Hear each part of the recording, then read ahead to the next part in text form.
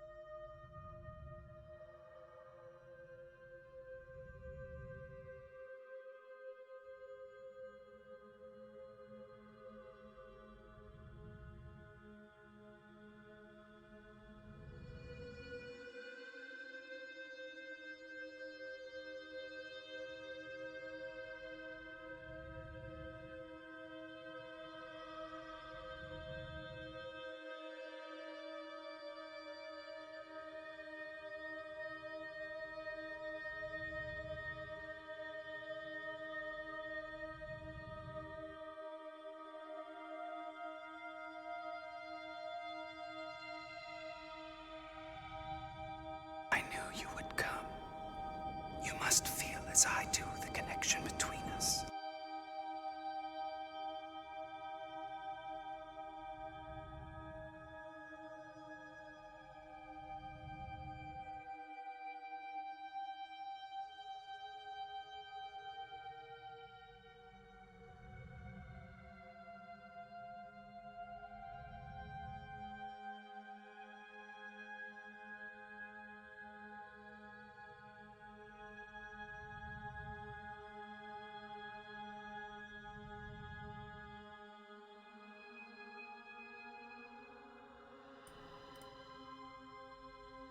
Hello, hello, hello, petals. Welcome back to more tyranny. We have our 2 towers, and now we do the Return of the King. Wait, that's a different franchise. We do have 2 towers though. You didn't see nothing.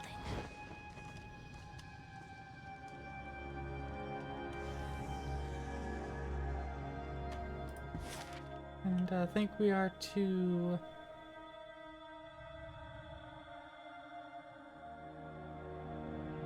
Lathian's Crossing, right?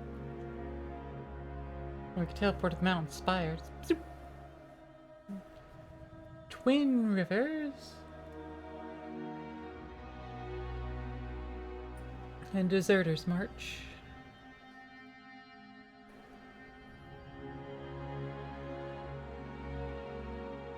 So hey Lisa, hey Zopeltas, hey Healer Red, how are you all doing? And let me do that hydrate for you, Red.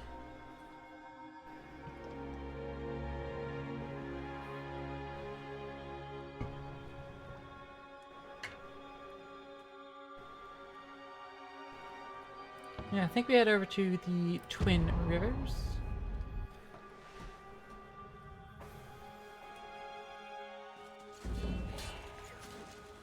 Oh, well, I can hear the sounds of fighting. Help! Before they kill us all! Flushed with fatigue and wide-eyed with panic, my Brotherhood warrior bounds toward you, fleeing the sounds of battle. To arms! Calm yourself and explain. The Scourges! Here hunches forward, trying to catch his breath. They swarmed us from every direction. He points to the battle behind him. The first brother, Raitamon. He entered the old walls, and shortly after, the Bane swarmed us. You regain some composure, begins to speak more clearly. We've been cut off from the base camp. Welby tried to maintain some sense of order, but after Raitamon vanished and the Scourge appeared, the doors to the old wall sealed shut. I just use an athletics check to just shame him.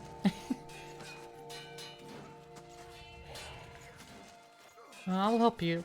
I need to get into the old walls. You would support the Brotherhood in this fight? His posture straightens and he hoists his weapon with vigor. Then victory might still be ours. Bolstered with enthusiasm, he charges back toward the swirling battle. It feels right to help a fellow soldier for a change. Make no mistake, he's a sellsword, but so few enjoy the privilege of fealty to Ash. Let's be off. Hey, regain some loyalty with Peric.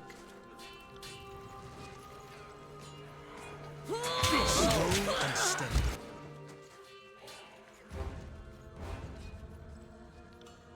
Look at that, future course.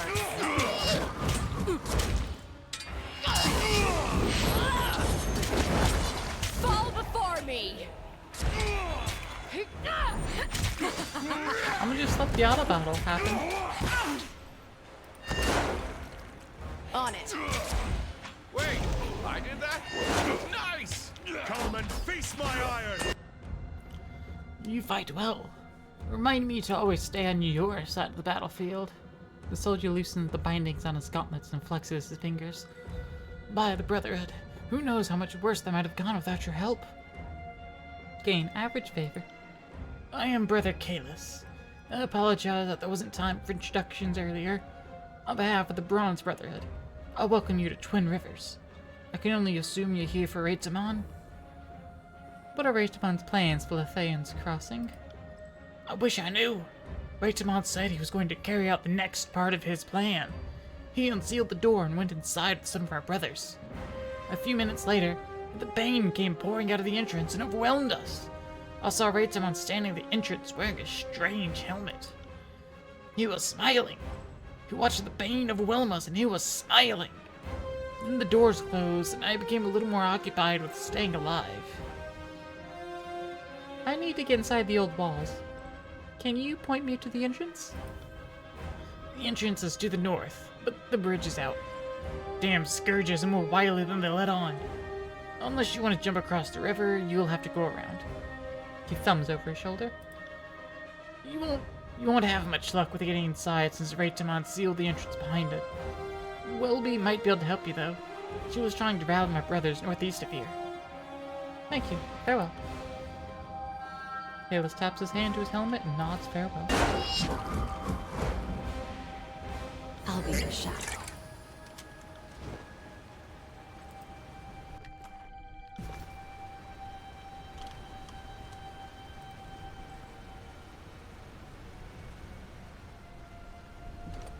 Thick undergrowth. We can pick our way through it to reach this little campsite. Ooh, with a tangleroot braid for regeneration. Yo, nice.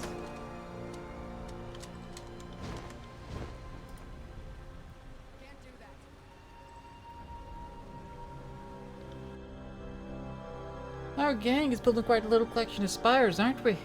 The voice of Nerat was never one for keeping strongholds, but I can definitely see the appeal. Why don't the voices like strongholds? Because there's no point in standing still. The voices prefers to keep his forces busy and on the move, with the only restful hours between dusk and dawn. Besides, fighters in motion are less likely to rise up and challenge authority, safety in numbers. Once you get people hunkering down to discuss their problems, suddenly everyone has a reason to kill the closest gang boss. What do you think of these spires? They're big, but make no mistake, a determined army could knock one down if they got enough shovels and picks together. Don't be so quick to assume that you are invincible. As to what they are, I try not to ask those sorts of questions. What do you need? Have you noticed that y'all two fight particularly well together? The thought has crossed my mind from time to time. During the many battles of the Conquest, we found ourselves standing back to back with enemies on all sides on more than one occasion. Maybe because I have a level 3 loyalty with both of them, they'll actually discuss it this time? The big guy here is as useless as an empty scabbard without his phalanx to keep him alive, but I move fast enough to compensate for it. And it's nice having a living wall of rusted iron I can use for cover. Do you think this is because of your shared heritage? If you want to attach some arcane meaning to the whole thing, be my guest. I couldn't tell you for sure. I doubt that a capable tactician could explain why certain soldiers learn to rely on each other. In the disfavored ranks, the Oathbound seem to know more about synchronizing their efforts, and the same could be argued for the Scarlet Furies. I don't know how they pair up their units, but it isn't by virtue of blood. I would like you two to train together. Absolutely not. Our fighting styles are incompatible, and any disfavored lieutenant will tell you not to join at the hip soldiers who can't stomach each other. I'm inclined to agree. If you want to pair up fighters, there has to be some great passion or magnetism between them. We don't have it. I'm going to attempt my subterfuge bluff again. Now see here, Versa's temperament and unpredictable ways are an annoyance, but no challenge is beyond my skill. Verse, we should take some time to face off in the sparring fields. It might even improve our disposition towards one another. There we go. I'd rather watch you devour your armor one shaved off spoonful at a time. But since that isn't going to happen anytime soon, I suppose I'll make an effort. Yay! Now what was supposed to be the... Oh, tab, there it is. I forgot what button is supposed to reveal the things I can loot. Well, interactables, really. Sorry, I can't. I can ford the river, and I'll do that in a moment. And now we're not in a crowded call. Hey, Zopeltis. Welcome out of the crowded call. Ford the river! Caulk the wagons!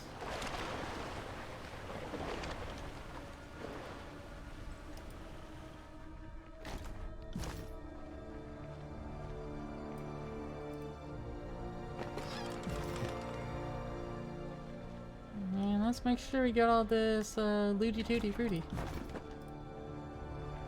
An imposing wall looms over the river, stretching up and out of sight.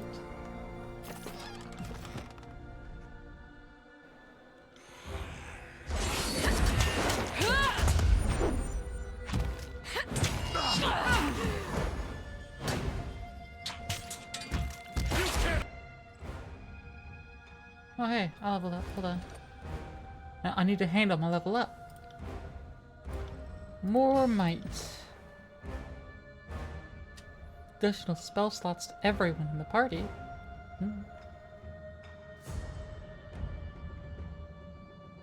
Oh, when I fought a low health battle cry that heals me and my party members. That would actually be real good. Yeah.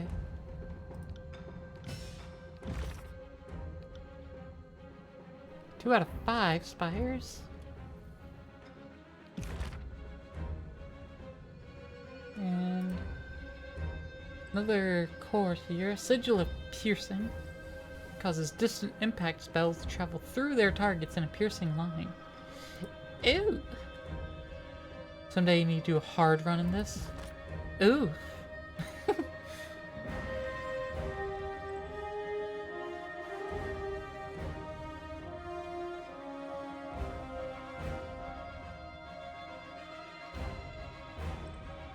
Win. Take me if you can.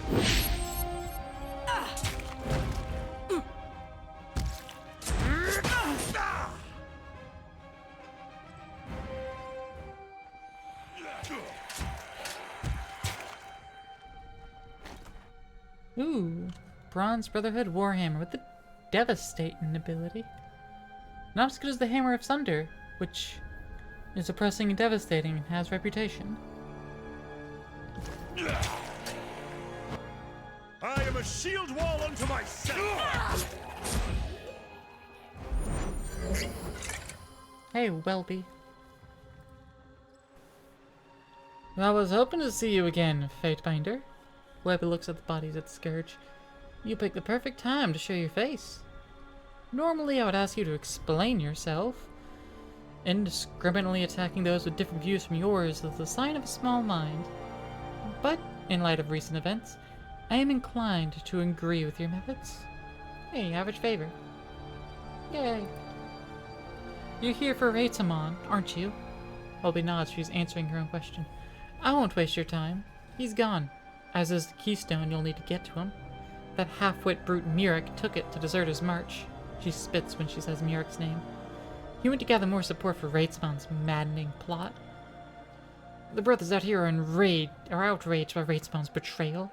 He's gone crazier than a Candle Mountain miner. So, if you're here to help, we'll take any help we can get. We'll take any help we can to get that keystone back from Deserter's March. I've got my hands full here. Is there anything I can do to help you? What's Sir Raitamon hoping to accomplish? His growing mania with the Bane has exploded into an obsession. I think he's planning on using him to purge Lethian's Crossing of all the unworthy. She points emphatically at the old walls as she speaks. The problem is, the Bane know nothing of worth. All they know is death and chaos. If Raitamon is allowed to go through with this, Lethian's Crossing will be destroyed. Hey, Trashly. Gonna be do a solid 30 minutes starting soon. Just set yourself a timer. okay? Set yourself a timer for like 7:50. 7:50, go ahead and just open up my screen. Be waiting, okay? Or open up a VOD. The VODs will have, 10-ish minutes of my starting soon screen. I will return, Welby. Rock wall. Who says you can't? Stay back! I'm armed! Clad in piecemeal leathers, the sweaty man sizes you up, relaxing slightly as he reads your features. Leave me be, please. I'm sick and wish to be left alone. I don't wish to speak to anyone right now. I know you killed Dea's wife. No, you seem nervous, not ill. Indeed I am. I can't stomach it anymore. I thought I'd get used to seeing people die, but the Brotherhood and their raids, there's just no one in sight. He kicks at the soil, his hands idly playing with his necklace as his feet shuffle anxiously. I just want to be away from the folk of the crossing right now. You are somewhat oddly dressed for a Bronze Brotherhood merc. He looks down at what he's wearing. Oh, I am not actually a Brotherhood soldier. Stops for a moment. Gauging your reaction. He spelled gauging wrong. It was the only way I could see to get out of Lethian's crossing alive. Deo was trying to find me. I thought it best to disguise myself as Brotherhood sellsword and follow them. I found a dead brother and donned some of his armor. I didn't really have time to figure out how to put it all on, but it worked well enough to get me here. I know you killed Dea's wife. What? You must be joking. I would never. His mouth moves, but no words form as he steps back a pace. It's a lie. Tell me your side of the story. If you're innocent, you have nothing to fear. Just tell me what you did, Sandra. I swear I won't tell anyone. May Cairo strike me down if I'm lying. I didn't kill Phaedra. She did. It was Dea. Dea said you were with the Brotherhood and you killed Phaedra. She said what? The Brotherhood? Absolutely not. Do I look like I could even lift an axe without hurting myself? Reaches for his head, fingers digging into his hair. I saw her. Saw Dea kill Phaedra. She killed her own wife and blamed. That motherless trollop is trying to frame me. Why would Dea kill her own wife? How should I know? Dea was never very happy with her, and she wasn't happy that Phaedra and I were friends. Phaedra never should have married her. I told Phaedra it was a bad idea, but she wouldn't listen, and now she's dead. If you and Phaedra were friends, why would Dea frame you? Because I told Phaedra not to marry Dea. She has always hated me for that. Phaedra and I have been friends since childhood. We promised to always be honest to each other, even when it hurts. When Phaedra left to live in Bastard City, I stayed in Lethian's Crossing to keep an eye on things for her. Then Phaedra told me she'd fallen in love. I was initially happy for her. When she brought Dea back to Lethian's Crossing to meet me, I could see right away that Dea wasn't interested in Phaedra, aside from what Phaedra could offer her. If you're lying by omission, I'll personally toss you into the dungeons at Bastard City. Please, have mercy. You see, Phaedra, well, she was Lethian's granddaughter. As Lethian's only known female heir, she inherited the land Lethian's Crossing sits on. But she didn't like to make a fuss about it. She just did what was needed to ensure the future of the town and left it at that. Xylem is talking with Phaedra and Dea before the Brotherhood attack. He looks around nervously and whispers. Dea, on the other hand, wanted more. I think she taxed the merchants till near their breaking point if she was able. You're saying Dea married Phaedra for her land? Essentially, yes. I don't think Dea ever loved Phaedra. She's always had other motives. Phaedra was head over Kairos in love with Dea. She was charismatic. Always knew what to say to Phaedra to make her smile. But as soon as Phaedra's back was turned, Dea's fangs would start to show, in a manner of speaking. Why should I believe any of this? His shoulders slumped down and a fetal look crossed his face. I don't have any proof. All I can do is trust that, as Fatebinder, you know what I am saying is true. Why are you wearing Phaedra's necklace? This? He touches the medallion on his neck. It's mine. Phaedra bought it for me in Ardent 10 years ago. Did Dea tell you this is Phaedra's necklace? That's absurd. The necklace is a symbol of friendship Phaedra and I had. Seems Dea and I need to talk. Speak with your blade, not just your words. Syndra scowls, making a slashing motion with his hand. Thank you for hearing me out. She's never been the friendliest person, but I didn't think Dea would do something like this. Teach an old dog new tricks. I'm not done talking to you. I didn't know that the conversation would just I didn't know that option would just end the conversation. I need to redo this. I should have saved for the conversation, but I never do. But I wanted to take the necklace.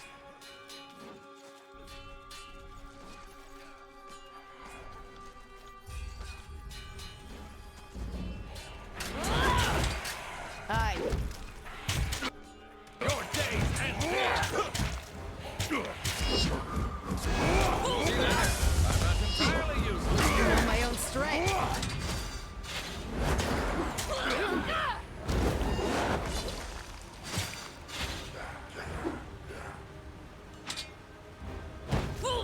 Intake some plant matter.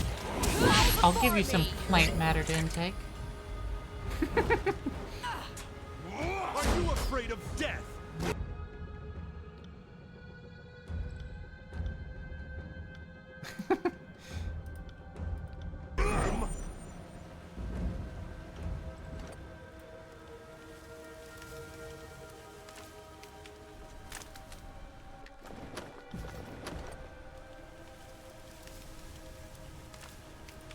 To the east, to the east. Go all the way to the waterfall. Oh, I can cross. Okay. Well, I wasn't wanting to.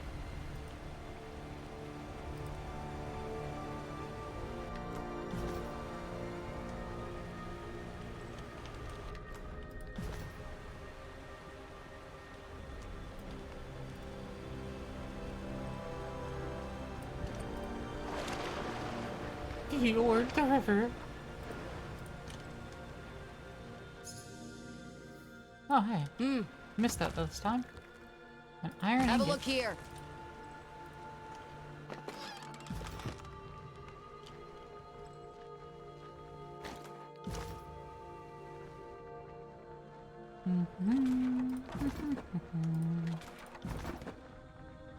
That wasn't so hard. I am a shield wall unto myself.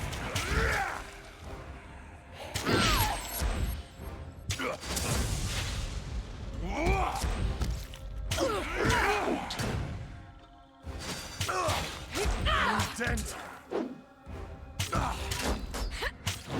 Where you? See shit. Focus. On it.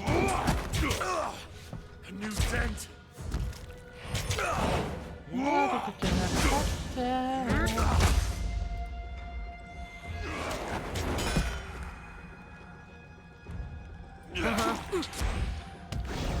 Repeating combat.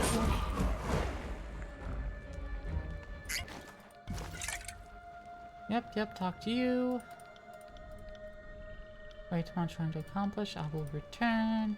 Sorry, I can't. I'll loot real quick. Sorry, I can't.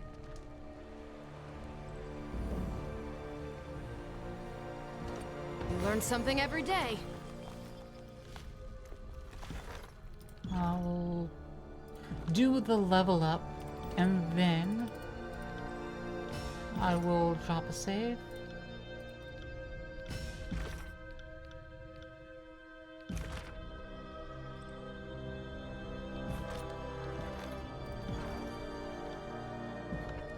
So we don't have to repeat it again, in case I choose the wrong option.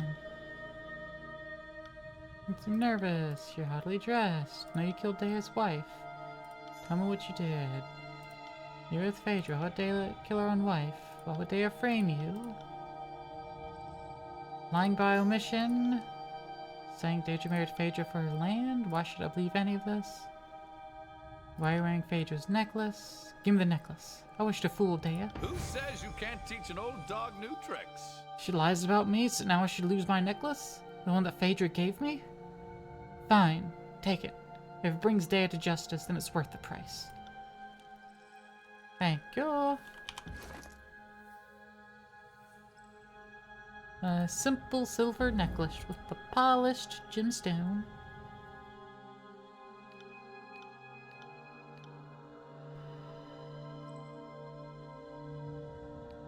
I need to build a research thing so we can start researching things.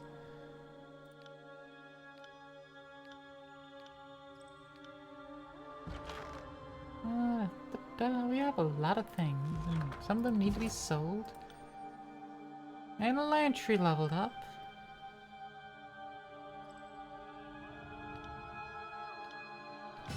Shorten the spell cooldown so we can cast spells more often.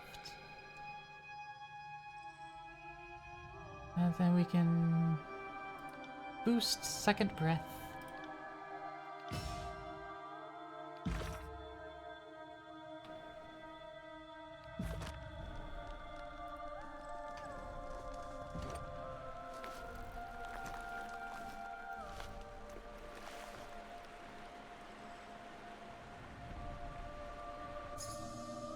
Trap detected. You see what I see? Interesting. Disarm the trap before walking over it, please.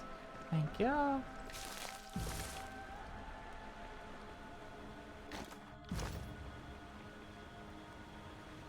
Can't do that. Ah, that's a big amount of fighting going on over here. We could skip it. Or could deal with it.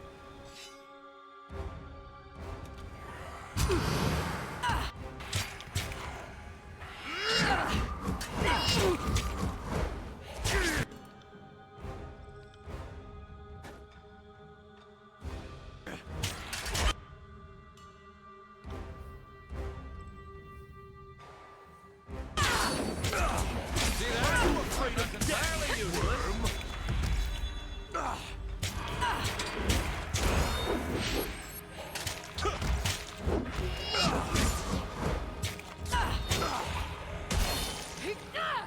That one cracked me hard. At one.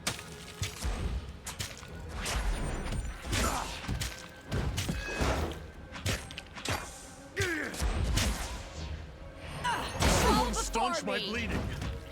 Get so heavy. Can't move. Oh, Yay, someone second stitch me breath. up. Hey Molly, how's it go? Better not wake up dead. That's how it's done.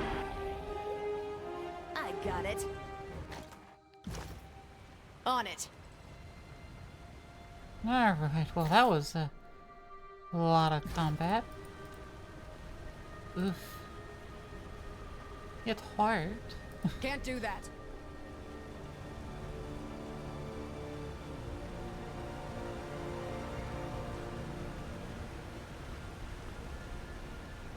Everyone's a little bit wounded now.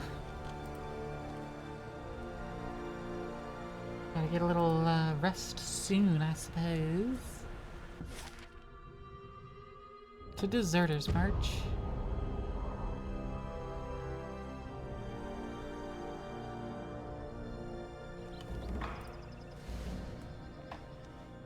Oh, yeah. Stronghold, talking about the spires and shit. What do you need? Talk to thought both has of them. The big guy here is as useless if you want to In the disfavored ranks, the Oathbound, I would suggest that our... sentences. Absolutely not. I'm inclined. Now see here. I'd rather. Okay, now they will train So, your latest acquisition has me thinking about the spires some more. By all accounts, they go as far back as the old walls. Over the centuries, the nobles of the tiers have claimed the spires, but they've only Hey, ever battled Kazakh. over How's the it going? land at the ground level of the monuments. I've never seen the glyphs of a spire light up in all my years. Not until you show up. If this were an isolated incident, I'd be confused. But it seems the spires, plural, are somehow connected to you. What's your secret? I've studied at Tunan's feet, proclaimed edicts, broken them too. I'm sure I've been exposed to all sorts of arcane powers. A long sigh escapes Landry and he sticks his quill in his mouth, chewing on the tip. His head tilts from one side to the other, muttering inchoate half-words. Always want to know what you're thinking. If I had the words for it, I'd share. I'm just not sure what to make of it. I'm realizing how much more there is to learn. Well, let's talk further then. Questions for I you? am nothing if not a semi-reliable font of knowledge. Tell me of the school You mean thinking what's quill. left of them? What would you like to know? Why did the sages resist Kairos? Why, indeed. As historians, it is our place to document, not direct. Let others rage and resist. Ours is the duty to record. The decision to defy Kairos was not unanimous, nor one decided upon lightly. The laws of Kairos would forbid much of the knowledge contained in the Vellum Citadel. The elder sages feared, rightly perhaps, that the Overlord would put an end to our tradition of stockpiling knowledge. The Battle of the Vellum Citadel was a battle to preserve knowledge. But our actions will be remembered as treason against the will of Kairos. What sort of sigils do the sages practice? Traditionally, we use magic only so that we may observe and archive. So that means magic of concealment and protection. But, in truth, we have amassed a great wealth of knowledge. Before the Vellum Citadel fell, any given subject of magic had at least one sage practicing it. Okay, well, that's all for now. Found something.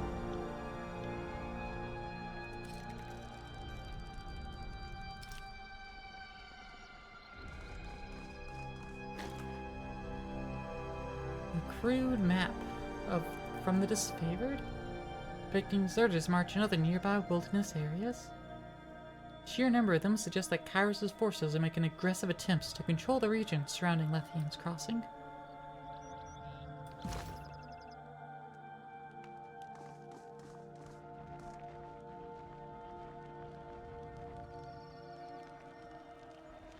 Murik and Locke. Raitamon is a murderer, a thief, and a coward. How can you stand with him? He went too far. Death is inevitable in war, but slaughtering innocent settlers? What possible reason could he have had to kill them? They were regrettable but necessary deaths. Raitamon needs a helmet if we want to keep Lethian's Crossing out of Kairos' hands. Necessary? Do you hear what you're saying? That was slaughter. Now the crossing is vulnerable. If the helm isn't returned, the bane will overwhelm it. Everyone calm down. Locke looks back and forth between you and Murik and sighs. You are right, Fatebinder. Have your men lower the weapons and I'll have my men do the same. Fatebinder, I implore you to help us. I want to avoid more bloodshed if at all possible.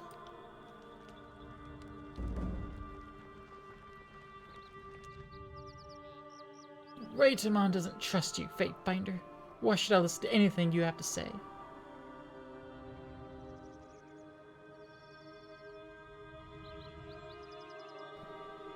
Because I don't care if you trust me, but you will listen to me if you want to stop all this bloodshed. If that were possible, Raitamon would have already found a way, but you're welcome to try, no matter how futile the effort. What do you want to know? Why did Raitamon take the Forge-bound Master? I don't ask, I just do. If you know why he wanted it, he will have to tell you, and he doesn't want to talk to you. How can you follow a man who kills his own men so indiscriminately? They must have been traitors to the Bronze Brotherhood. Murak says it's more to himself than to you. Otherwise, Raitamon wouldn't have killed them. That has to be the reason. If the men Raitamon kills are traitors, the Bronze Brotherhood must have a lot of them. Murak purses his lips, his eyes moving back and forth, and he considers your words. You might have a point, Fatebinder, but I still don't trust your motives. I'm not going to turn over the leader of the Brotherhood on speculation. Do you really believe Reitamon is a good leader? Yes! I know everything he does will be good for everyone. We just have to trust him. Reitamon invaded Lethian's Crossing and attacked everyone, including his own men. We're in the middle of war, Fatebinder. People die. And perhaps they betrayed him. Perhaps they tried to mutiny. We don't know his true motivations. Let's talk about something else. Why are you in Deserter's March? Reitamon sent me here to retrieve any loyal soldiers I can find. I assumed that would include Locke, but apparently I was wrong. The penalty for disloyalty is death. Back with nicotine? Hey, Zorbeltis. Even if I had that information, why should I tell you? I just need to talk to him. You want this all to be over, don't you? Reitamon went to the old walls at Twin Rivers, and before you ask, I don't know what he's doing there. But even if you follow him, you won't find him because you don't have the keystone. Keystone? What was that? You've gotten all the information out of me that will give Fatebinder. Just know that without it, you'll never find Reitamon.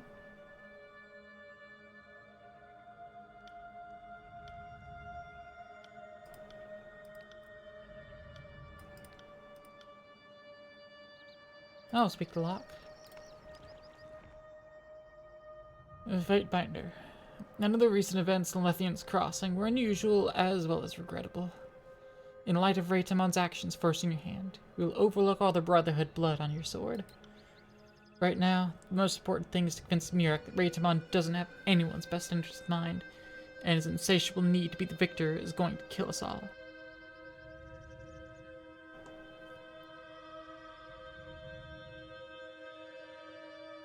It would seem not everyone agrees with Reitamon's methods.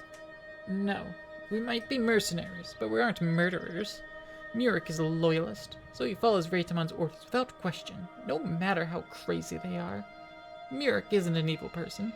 He just has a hard time thinking for himself and is easily manipulated. And Reitamon just has the biggest, most beautiful ideas.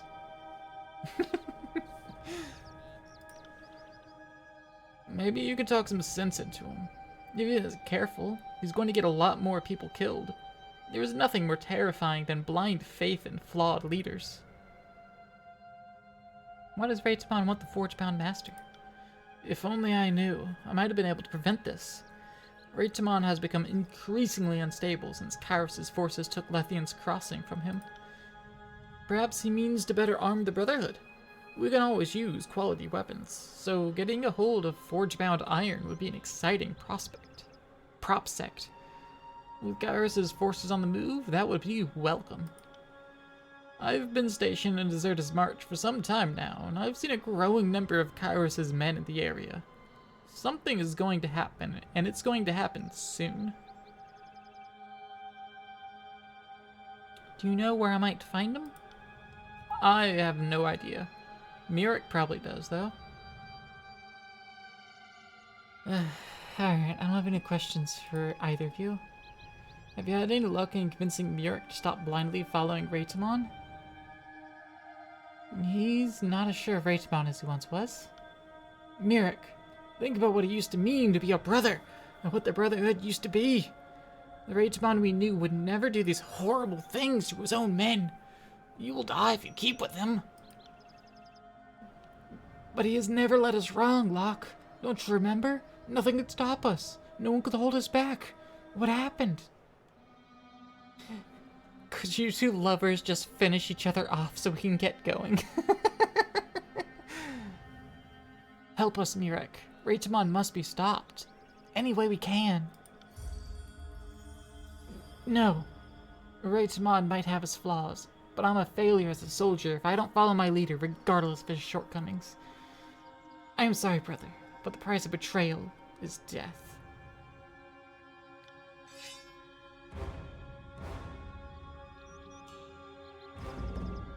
Okay, well,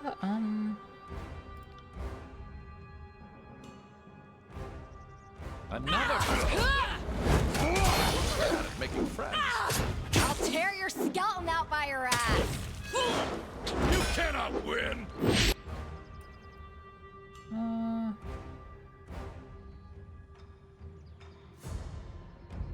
A missive? You right. A missive indeed. So. Can't do that.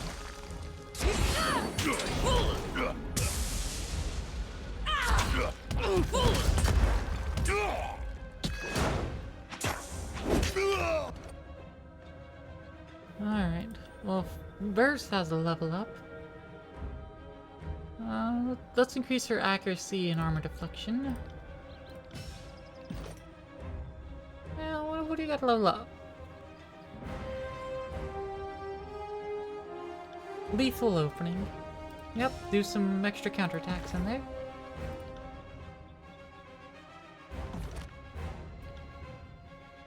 Mighty blows. Plus 3% melee damage. Nice.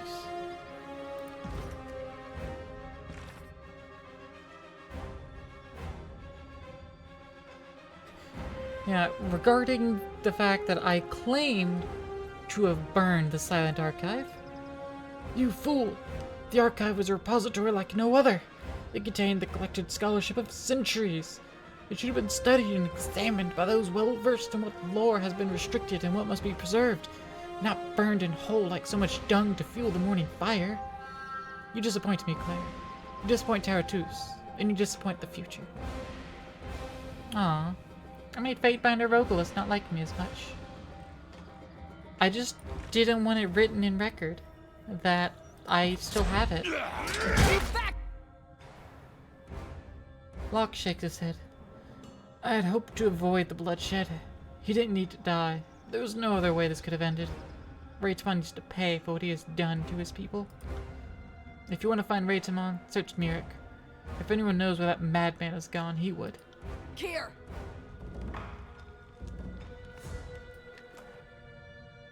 Old Wall's Keystone! It's one of the keystones Raitamon uses to enter the Old Walls at Twin Rivers. If Mirek has a keystone, Raitamon must be there. I knew you would come. Hey, Aqua. You must feel as I do the connection between us. How are you doing?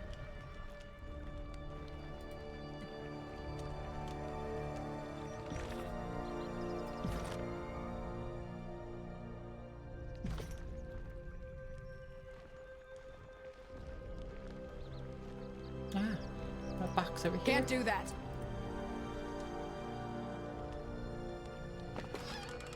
Ooh.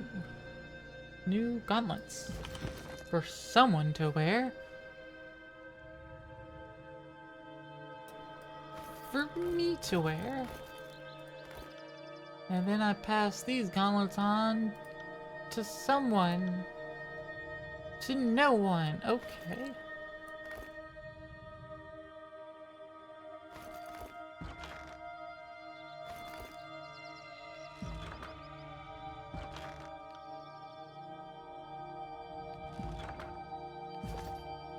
On it.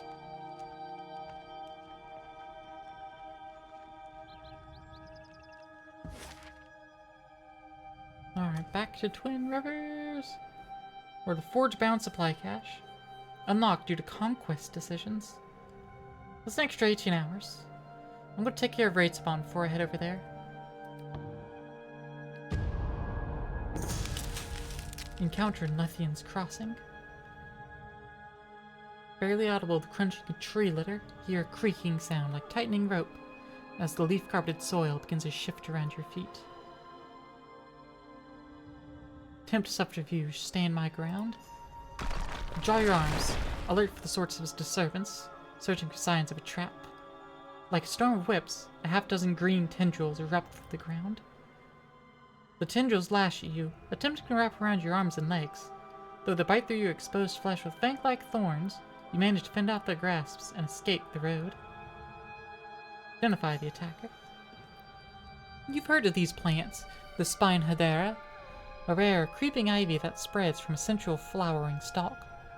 The Spinodera use their prehensile vines to trap prey, puncture their skin, and wring from them their blood. Enough damage to the central stalk will kill the plant and neutralize the threat of its vines. A slowly building heaviness in your limbs and blurriness to your vision reminds you that these plants also inject a powerful numbing agent to their victims. Attack it. Your assault on the heart of the plant earns you a few more welts from the slashing thorns, but you manage to split the stalk down its center. A viscous sap oozes from the twitching creature, and a tangy copper scent lurks in the air.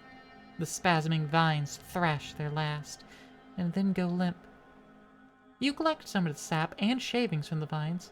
Certain such things can be of use in an apothecary. With sensations slowly returning to your limbs, you continue towards your destination.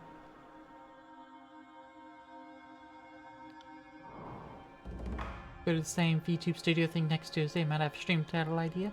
Ooh. I mean, that's the plan. I don't see why I wouldn't.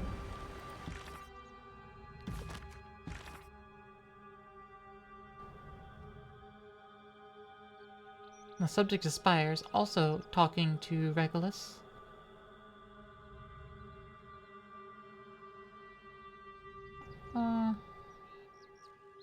Your tone seems so cold, distant, and distrustful. It's almost like you've been paying attention all these years. Yes, I knew I learned about the wording of the edict, and while I did not advocate that you be sent, I did not disagree. Like it or not, you are young, fit, and entirely self-sufficient. You should be flattered to be trusted for the honor of proclamation. I'm asking about your experience because it's not every day that someone breaks an edict, let alone awaken a spire. If I had some insight into your experience, perhaps I could shed light on what happened, or get you in touch with someone who could.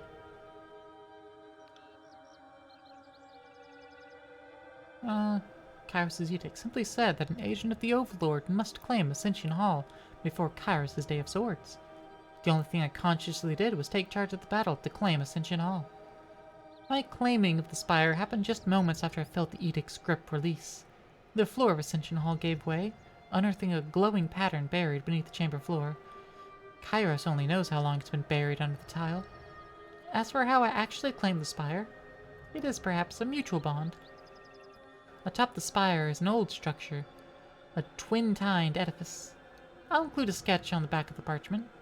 The structure spoke to me in sensations and images, and it seems to respond to my presence in some limited capacity. That is what happened, as best as I can think to describe it. Does any of this sound familiar? Bring to mind any old stories or rumors?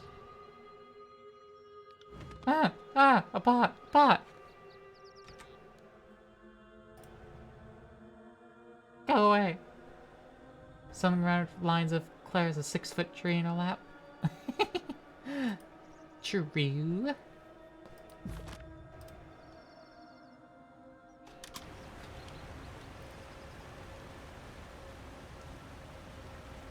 Claire and her 6 feet of wood between her legs.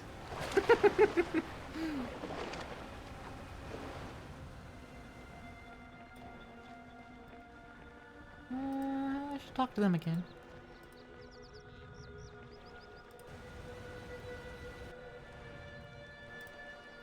Yeah, I got a keystone, Welby. Well met, Fatebinder. How's the day treating you? Oh, nope. Nothing new to say. Okay. So you are useless. Got it. I should actually head back to Lethian's Crossing instead.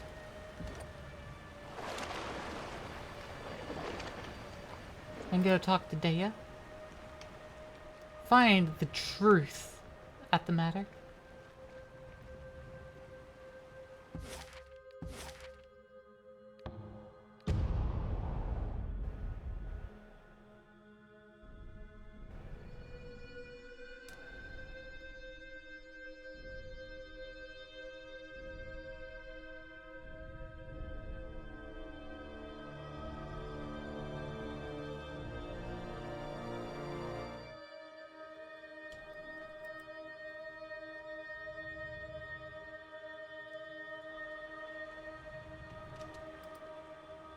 Talk to Siren after the conquest?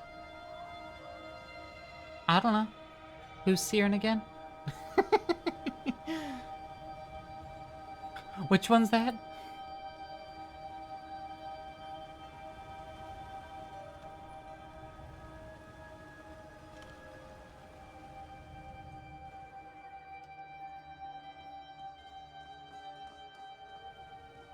There's Dea. Have you settled my blood debt? Dea's voice trembles, body weary from sobbing.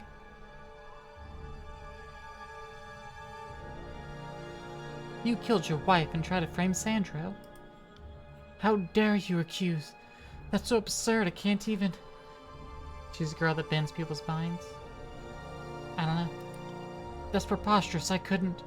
Dea's face turns from flushed to stoic in the blink of an eye. She folds her arms before her and smiles. Well, mount me sideways, I thought I'd gotten away with it. Can't blame me for trying, though. You know, Fatebinder, with Phaedra gone, I've inherited everything she owned. Perhaps there is something I can offer you, should you decide to leave things be? Make me an offer I can't refuse. No. First, I have a few questions. Why hail a Fatebinder when you were the one who murdered your own wife? I thought that would have been obvious. If I was the one who flagged you down, you'd be less likely to suspect I was the one who killed her. I was hoping you'd just take my word for it and kill Sandro for me, but apparently he didn't have a mind to keep his mouth shut. Why did you kill Phaedra? Living with Phaedra was insufferable. Always so happy and smiling, like nothing bad had ever happened to her in her entire life. Drove me crazy. I was happy with her at first, but over time it wore me down and I couldn't take it anymore. I wanted to show her that life can be mean and cruel, so she'd stop smiling at the time. The dead do not smile. So I kill her now rather than earlier. I wasn't originally planning on doing it myself, at all. Phaedra was supposed to die when Kairos' armies came to Lethian's Crossing. That was the only reason I actually married a little half-wit. I met Phaedra in the Bastard City. It didn't take long to learn that she owned a sizable piece of land. I courted her for a while, and then Kairos invaded the Tiers. By that time, I had Phaedra right where I wanted her. She was desperate in love with me and wanted us to be together forever. But she wasn't willing to marry me just then, so I stayed with her as we traveled around and eventually settled here. Kairos' forces followed soon after. Her armies quickly occupied Lethian's Crossing and subjugated the town. Phaedra was gravely injured that year. I didn't think she would survive to see the next season, so I convinced her to marry me before it was too late. She agreed, and for a time, I thought it would all work out in my favor. She'd be dead, and I'd own the town. Wait, how do you know Kairos is a woman? I don't, but I'd like to think she is. Between her power and my huge tracts of land, we'd make a great couple, don't you think? Alright, whatever. Well, obviously, Phaedra recovered. Thanks to Sandro, who wouldn't leave Phaedra alone. As her friend, he was determined to nurse her back to health. And the fucker succeeded. Over the course of a few weeks, he destroyed my years of planning. So you had to change your plans. I've thought of many different ways to remove Phaedra from my life, but none of them were good enough to absolve me of any potential guilt. When the Bronze Brotherhood attacked, I figured it'd be a good way to disguise my involvement with her death. But Sandro saw me. That little worm ruined everything. I had to deal with Phaedra's body before I could chase him down.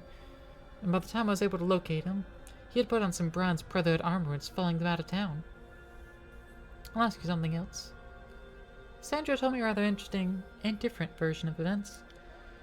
You're a persistent one, aren't you? Fine. As you probably know now, Phaedra was the granddaughter of Lethian, which means she essentially owned Lethian's Crossing. Every month, she would collect from the merchants and use her rings to maintain the market areas for their use. She only ever collected enough to cover the needs of the marketplace. She never considered that we could use those rings, too. I told her to raise her rates, that the merchants could afford it, but she refused. Those filthy merchants all live better than I do. There are other ways to make rings.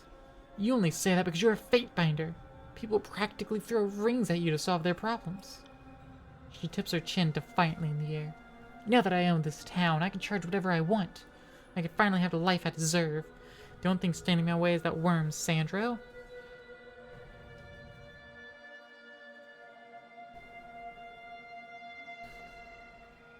I will call the wrath of Tunon's court upon you if you do not make this worth my time. She scowls, cowed by your threat. Look, I don't have many rings yet, but I can offer you something better. Would you like a discount with almost every merchant in town? The forge-bound and heart she had, Pratt, don't take well to intimidation. But the others I can persuade. I'll take it. Happy shopping, Fatebinder. Oh, is that... Can't do that. That's the whole conversation? I thought I could have more. What does it warn me when something's gonna, like, end that conversation? Oh, she's just gone. Alright, well, rewind. Again. I didn't want that to be the end of it. I just wanted to shake her down. And then beat her up, probably. Ugh.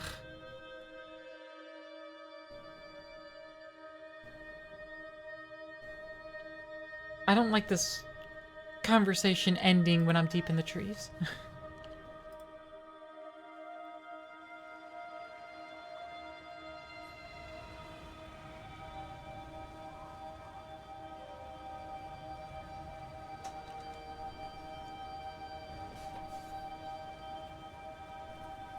You understand that? Yeah, it's like, there's no warning, that's the end of it. Don't want to say hi to Siren? Where? I still don't know who that actually is. Are they here in town? Siren Sanctuary, okay. Yes, I'll probably talk to her.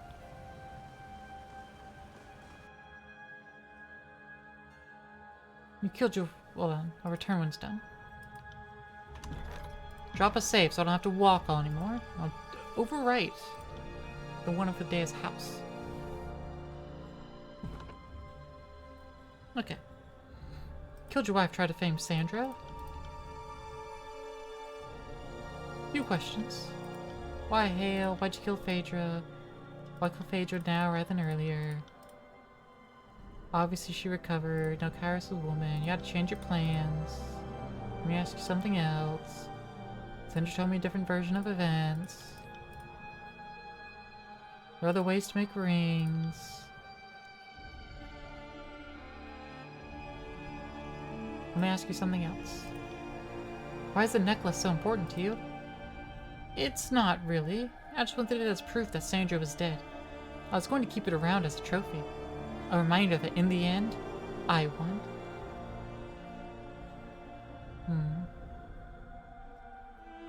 I've heard enough. You disgust me. That's unfortunate. She slides her hand up to her ear, pulling from her hair a long, slender pin. Brandishing the makeshift weapon, she throws herself at you. Oh, I gained minor wrath from Lithian's crossing. Send them at me in waves! What, someone that deserves it?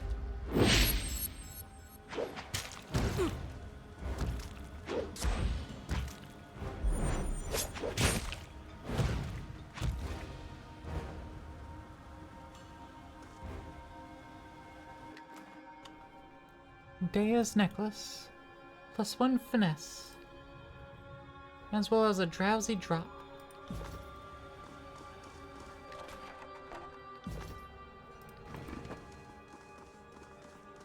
Okay, well, now I'll say hi to Siren Zorbelta since you want me to so badly. You're frothing at the mouth for me to do so. I'll talk to Helena first.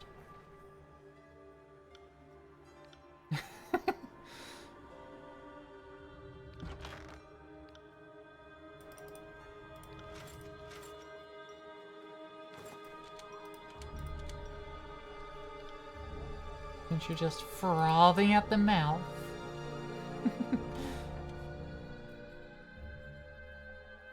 +1 to finesse. Waking death. Fish. Some poison. Knot spear. Some brain.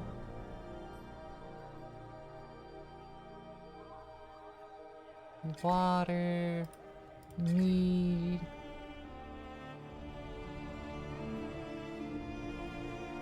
potion of elemental barrier, drowsy drops, Bane essence. That'll probably be fine.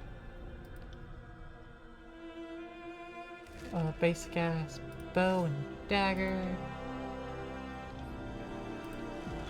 That's worth 62 bronze rings all together.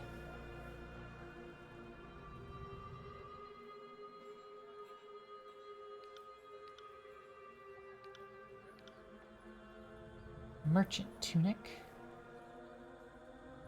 Heavy leather armor. It even has faster recovery.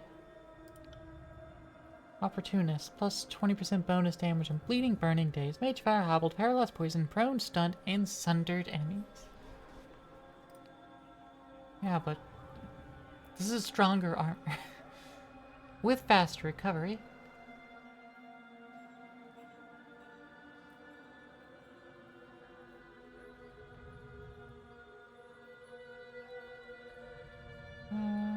Recovery is suspended when a character is moving.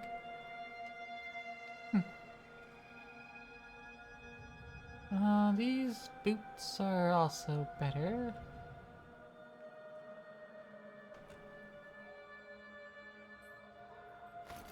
Boots in the armor. Yeah, that should be fine. Of warriors, plus 10 athletics.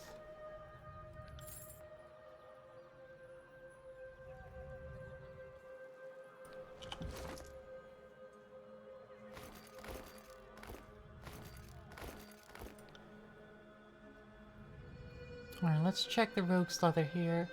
Slightly less pierce and fire armor, more crush armor, more frost armor, plus the opportunist. And as for the boots, they're basically the same.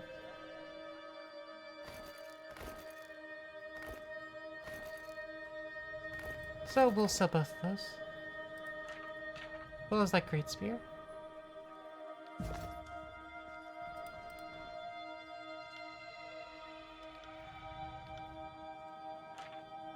Nope, nope.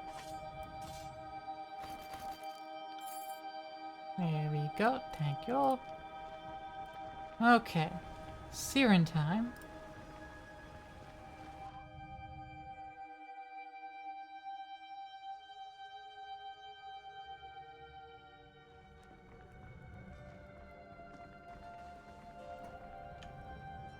Sorry, I can't. Loot! Siren. A young woman stands here, surrounded by a group of villagers. She speaks to them in a soft, dulcet tones, holding them hypnotized with her hand motions. She wears an ornate headdress that surrounds her face, its forehead inset with an enormous red gem.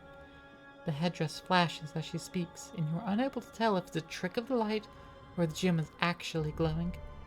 She is swept up in her oration and seems completely unaware you've arrived. It takes a few moments before you realize she was also in the Scarlet Chorus camp in Vindrian's Well. She opens her eyes and looks at you over the heads of the people gathered before her. Ah, look. Mother has returned. Have I gotten out of line? Have you come to punish me? Am I a bad girl? Or do you just want to use my power? Her face takes on a mock-serious demeanor as she speaks, and with her words you hear the sound of a breeze rustling through the forest.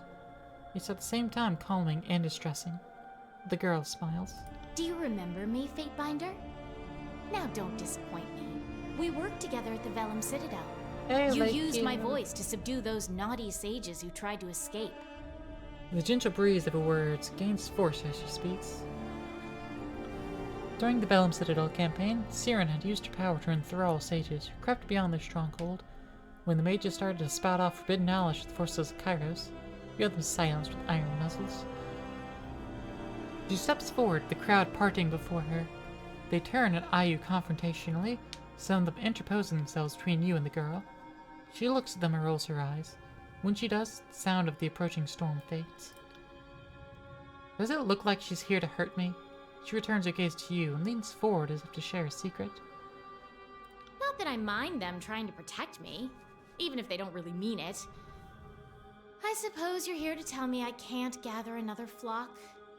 She makes a dismissive gesture toward the group. If some people want to worship me, is that really such a bad thing? Is Kairos so insecure to worry about a little competition? Look at me! Do you think I seem dangerous? What harm can a 15-year-old girl cause? I'm a child. Her smile falters and she looks down. Her hand moves back to the headdress, her thumb tracing the edge of it along her jawline. She looks back up, the hard look back in her eyes. I'd say it's annoying, but don't you think it's kind of flattering to have everyone wanting me so desperately? Kairos, the voices of Nerat, Tunon, you? Oh, I'm sorry. Is it my turn to talk now? I thought this was listen to Siren blather time. What are you suggesting? Never mind. I'm just feeling a little paranoid. Past guardians have shown themselves to be a little more interested in me than entirely necessary. But now to a more important matter. There is something you can do to assist me. Oh? Her mouth opens in a perfect O shape, and the sound that pours out is captivating, entrancing. It dampens the ambient bustle of the hall, until it seems that nothing exists but her voice. In the corner of your eye, you see Verse cup her hands to her ears, turning her head away from Siren. Remove my helmet. What are you trying to do to me? Really? Nothing at all? What a disappointment. Not to mention a colossal waste of effort on my part.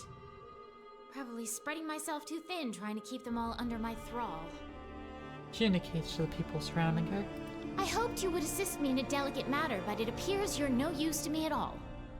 Keeping up the act can be a bit tiring at times. I've been the songbird for so long, I've forgotten how to be anything else. Perhaps I can help you. Come with me. Someone with your power could use some help directing it. Why on earth would you want that? I can't imagine you're doing it out of the goodness of your heart. Oh, Tunon must have had a hand in this. Or Nerat. Maybe I'd rather stay here where people won't insist on ordering me around all the time. Although, you did activate one of the spires, so your power is something I could learn from, and you are right. Certainly not going to make any significant advances staying here with a bunch of nobodies worshipping me. Watching you in action could give me the edge I need to unlock a spire of my own. Fine. I will allow you the glorious gift of my presence in your party. Come with me, Siren. Well then, let's go. If you're gonna teach me the wonders of the world, it's not gonna happen here. Yay, recruit every companion character in the game. Good to know.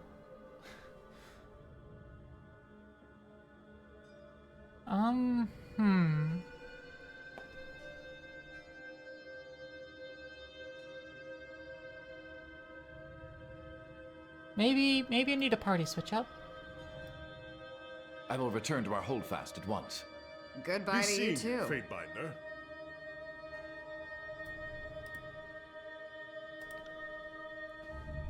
Let me just do a complete party swap up.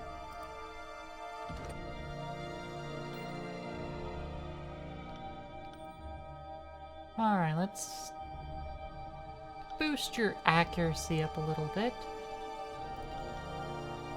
Get you back up to at least 10 in your stats. And then give you extra strength here.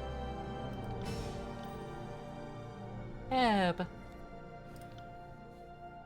Let's at least get you to 10 in things. And we'll improve your spell strength. And your accuracy. And Siren.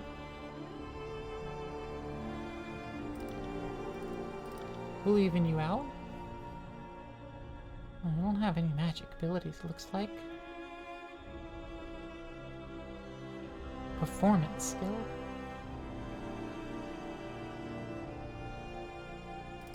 Well, we'll just boost up that stat then. Alright, kills in shadow. Primal Scream, Dual Claw, proved unarmed damage. Strike forcefully with weapon, dealing damage and sundering the target's armor for an extended duration.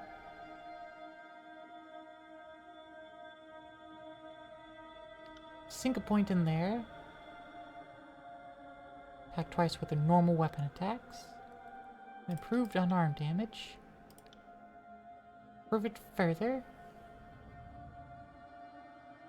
I can add armor penetration attacks. While in party, kills and shadow fights bonus to experience gained in subterfuge, unarmed, and one-hand skills. It's not bad. Increases one-handed melee weapon damage. Kills and shadow uses two-handed weapons as one-handed. Oh, neat. Attacks from stealth cause targets to bleed. Attacks all enemies in cone with weapon. Foes are left hobbled.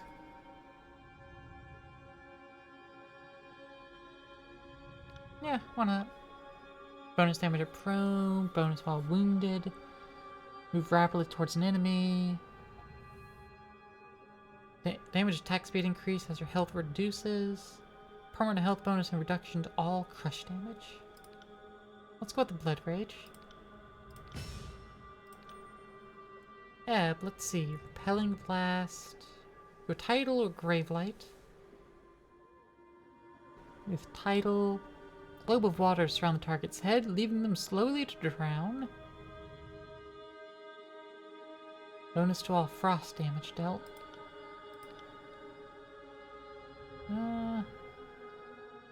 Injure waters to wash over the target, removing a random hostile effect. Bonus damage dealt by magic staves. While Ebb is not taking damage, her recovering time is reduced, and she strikes twice with her normal attacks. Oh, that's good. Bonus to all shock and frost. Yes, please.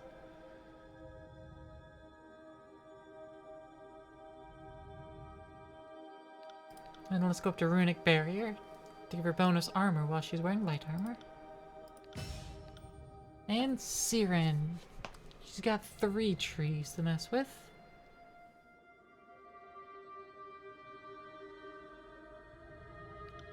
But she comes with 6 songs available. So peace or war. Siren's aria bolsters the party's resolve, extending the duration of the helpful effects. Non-threatening appearance causes foes to underestimate her, gaining her large bonus disengagement event.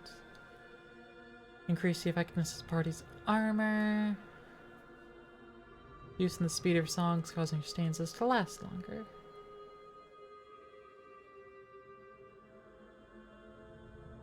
Siren sings notes as sleep in the minds of her allies, draws in lucidity, moves a hostile effect. Combat begins, Siren reflexively cries out, protecting her and nearby allies while significantly increasing endurance, will, and magic. Presence inspires the party, increasing experience gained from magic and subterfuge. Immune to engagement when not wearing heavy armor.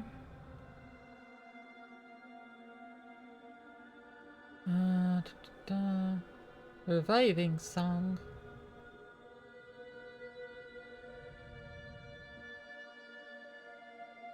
Siren's voice fractures the armor of her foes. Enemies in the area cannot defend against Siren's voice and have their armor sundered for a short time. Maintains damage prevention field around herself.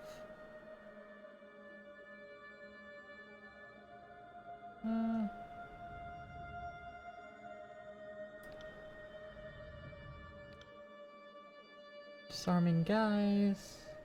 Increase the effectiveness of the party's armor.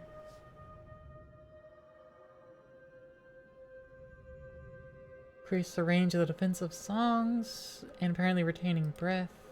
Might be nice. Inspiration. Freeze the enemies. And immune to engagement. Sounds good to me. And what about their gear?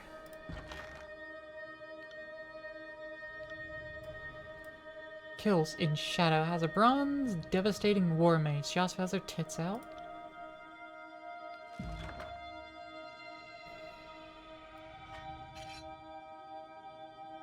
Use a superior axe. Let's see how it compares against other things here. In terms of like DPS. Alright, that's the best option for her. She can't wear armor, but she can wear accessories. Here's regeneration.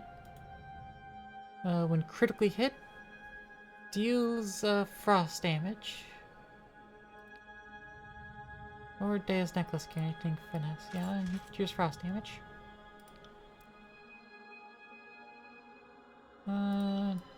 Siren, here's some extra decks. Let's check your armor. You should continue to wear light armor.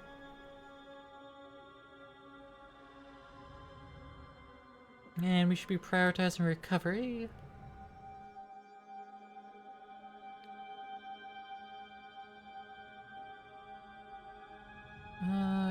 Yeah, so Sage's gloves.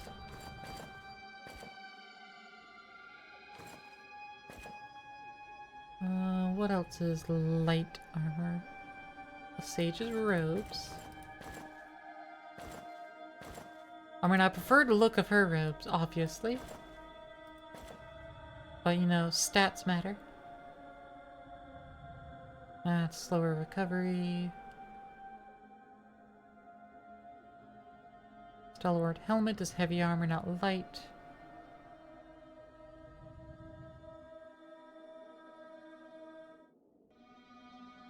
Shame. She has the syzygy. The syzygy of freezing. Oh, right. How does this compare? Oh yeah, you should use this warhammer.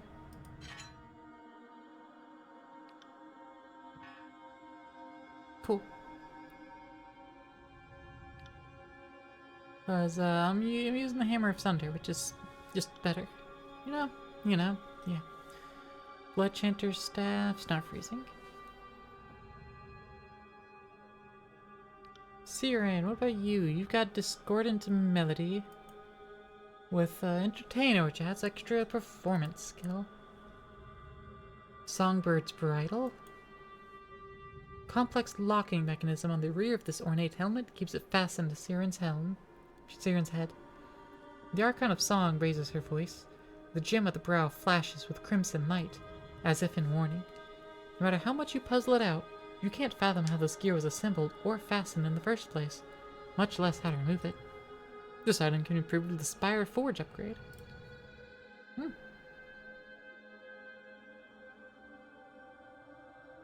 Songbird's dress is about as good as Tidecaster's garment. If I just move it. Oh.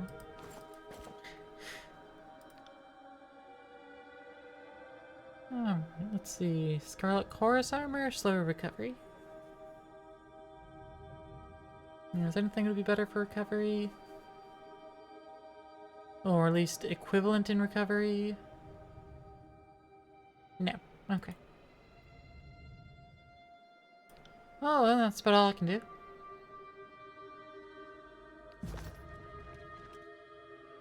Alright, so Beltis, you happy? We recruited Siren.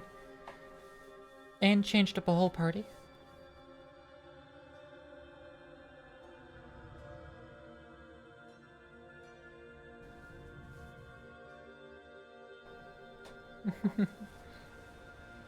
We do have conversations available. That's twice now you've undone one of Kairos' edicts. If you're trying to invite the wrath of the Overlord, good job. The sages have their share of enemies, and there are some that may have thought the Edict of Fire a suitable fate. Regardless of what the sages do or don't deserve, the knowledge in the Vellum Citadel belongs to all of us, and Kairos' destruction of that knowledge is what really tangles my line. Breaking the Edict of Fire is a signal to Taratus. The Overlord can be defied. The punishments can be overturned. More specifically, you are the one who can undo the Overlord's whims. What is it you need? Some questions for you. Ask away. Let us speak of magic. You know, I normally charge for this, but for you... Loyalty 3. What can you tell me about your magical tradition? Now, you know that's a very personal question. The knowledge I have is a centuries-old gift from the Archon of Tides. I would sooner discard my life than the sanctity of that gift.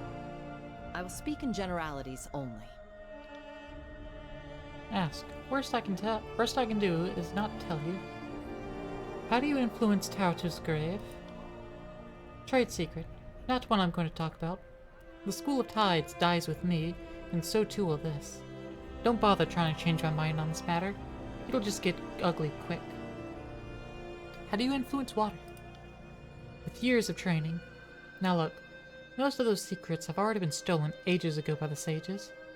Doesn't mean I'm going to tell you because the secret's are already out, but it means you can go ask someone else if you really feel so entitled to know. Can you teach me what you know? I suppose I am capable of it, but no. The secrets of the Archon of Tides dies with me. Occulted Jade, Archon of Tides, is the founder of the School of Tides, as well as its only ruler. Though she wore the title Archon, Occulted Jade never bowed to Kairos, though many have tried to compel her to do so. Having arrived with the settlers that made landfall of 5 wives, she is perhaps the oldest known living Tearsman. Capable of manipulating the oceans, the moons, and all the transitory forms of water, Occulted Jade used her magic to form a cabal of seafaring traders, musicians, and academicians. It was the dedication to the arts that helped the school endure, for by teaching these trades to the children of noble families, the school remained in the good graces of the realms. Being able to control most anything cyclical and fluid, Occulted Jade has lived for centuries and could still be alive today, but none know with certainty. In the years before the conquest, the School of Tides discovered the Overlord's plan to invade. Despite all assumptions that the Tyr's resident Archon would defend her school and home, to the surprise of everyone, the Archon vanished across the seas, taking nearly the entire School of Tides with her into exile across uncharted waters. What are the philosophical teachings of your magic? Well, there's a question I can answer. It will surprise you little to learn that we see all things, people, wars, seasons, to be cyclical, waxing and waning through the various forms like the tides and the light of Taratus' grave. Taratus the planet has 2 satellites visible by the naked eye, the tide-locked Taratus' grave and the rapidly orbiting interloper. Scholars have long studied the effects of these 2 moons on the ocean currents, and a great deal of folklore concerns the origins of the moons.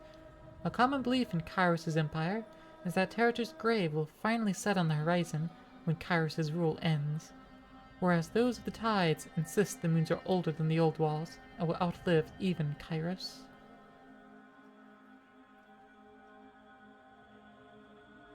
Tide-locked Taratus' grave. Now, the mind is limited. We are born and spend our lives dodging death. We expect all stories to have a beginning and an end. We assume all things start and stop just like us. In truth, all things are cycles, some by matter of minutes, and others by matters of years or lifetimes. In the School of Tides, we appreciate patterns of all sorts. Most are called to the depths, others find their interest skybound. Many still find the tides of human emotion and political fortunes far more intriguing than inanimate tides found in the orbits and oceans.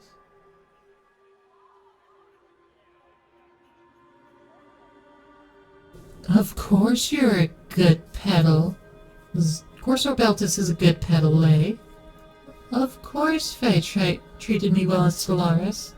They opted to become a domesticated protectorate of mine, after all. Even though they're being so smothered by another Star Nation for now. Next Tuesday, perhaps we'll sort that out and free them from their clutches. Just so they can be trapped in mine.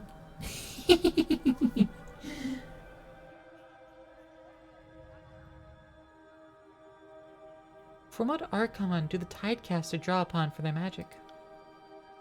The first Tidecasters were given the gift of magic by our school's founder, Occulted Jade, Archon of Tides.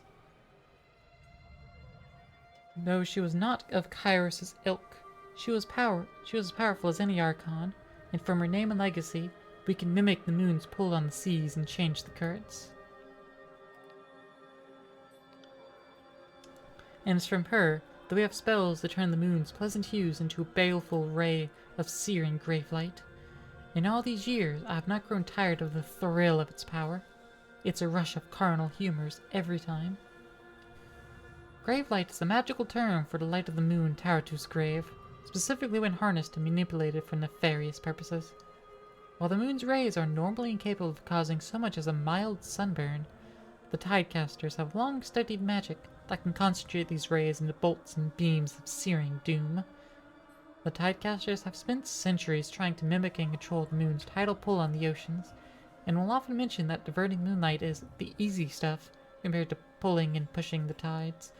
But modern times have forced the School of Tides to concentrate on the more martial applications of this magic. How does Teratu's Grave, a tide-locked moon, influence the oceans, like, at all? I mean, yes, it should be causing a tide, but that tide shouldn't move, so it shouldn't be noticed by people on the planet. It should be the other moon that they mentioned, the interloper, that would cause the other tides, as well as the sun that causes tides between those two.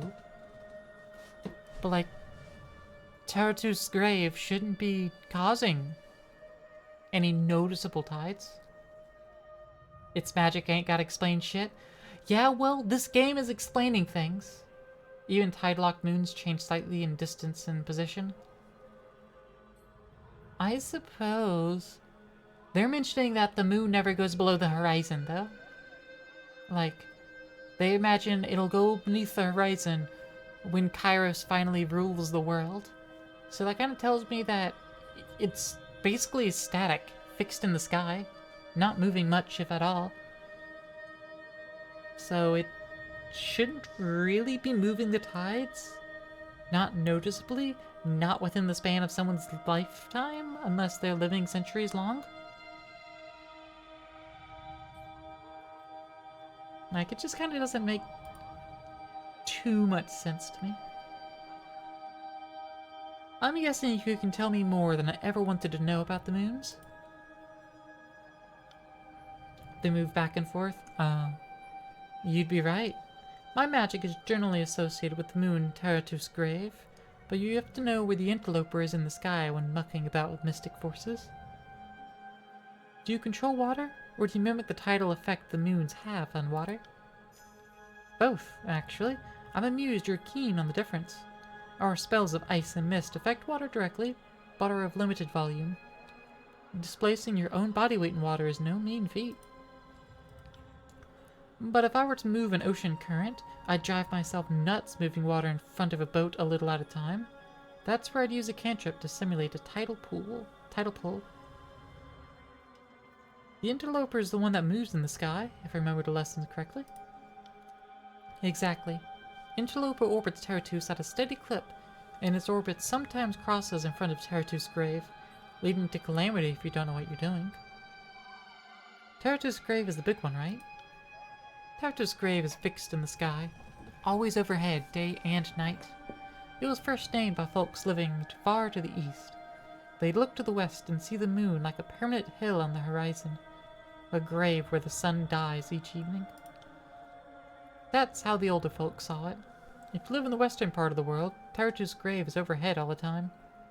This means that day and night, it's reflecting the sun's rays.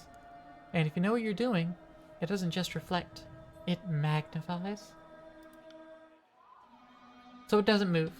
It doesn't move back and forth. It's just fixed. Eb just told me. Have you heard anything from the Tidecasters that left before the war? No. And I don't like entertaining the hope. Those cowards are all gone. If they didn't die at sea, they're dead to me. I reserve the right to be pleasantly surprised if they come back, eager to fight the good fight. But I'm not holding my breath.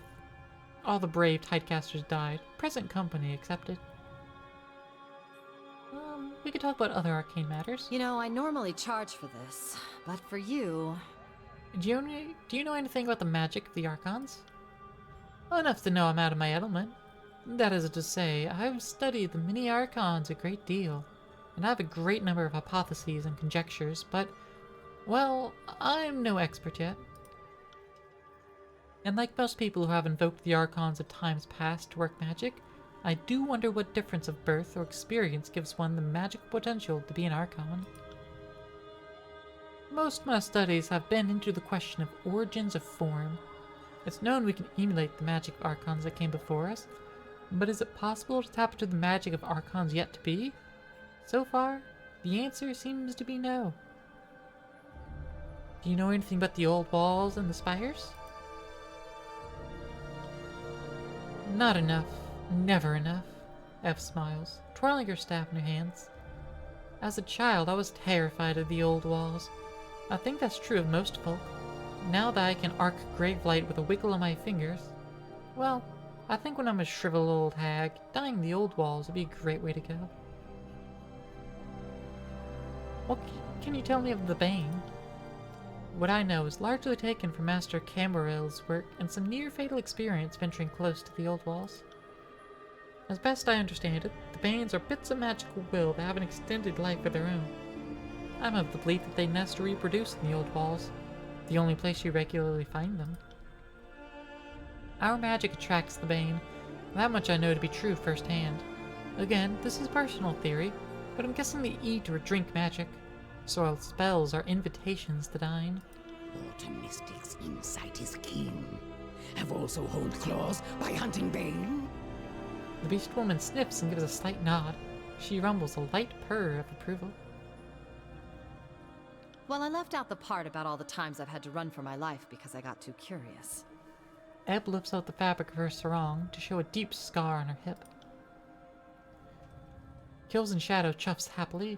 She shakes her mane and snorts. Is nothing. His scar-brewed whelps earn in second season kill. Scars of near death are cut deeper. How are you still alive? Will not die so easily. Am not like humans. Alright, well, Ebb, let's change the subject. Ask away.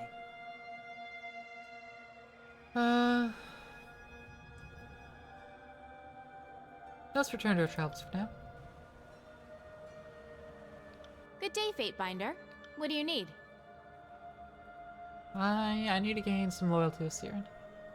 Part of me wonders what this world would be like in post-Iron Age, if Kairos lasts, or if he's looked back on as a cautionary tale. It's been mentioned that Kairos is a girl at least twice now. It has been mentioned twice by two separate people that know nothing about each other. So I'm inclined to believe Kairos is a girl, especially since in the Empire at least, it seems that women are the one that owns land property and men own the sea property.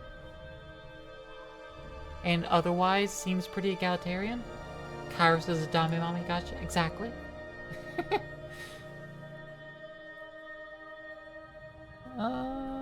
What do you think about the state of the world, Siren? What is there to say? Kairos' two major leaders can't stop themselves or their armies from fighting like a bunch of children. Neither of them seem capable of dealing with the rebels that are taking them down, which, as far as I'm concerned, is how it should be. The less of the tiers infected by Kairos, the better. If we could eliminate the armies entirely, I'll consider that the true victory. What do you know about the edicts? Anything I'd say would be a wild guess. That's why I'm with you. You seem to have a connection to the power of this land far beyond anything an Archon is capable of. It intrigues me. I want to learn what it is and harness it. Sadly, I don't have the magic needed to enact or break an edict. You're an Archon. You must know something about edicts, Siren. You'd think that, wouldn't you? With all my training and education, Kairos left a very big void in it all. Almost like it was intentional. What do you need?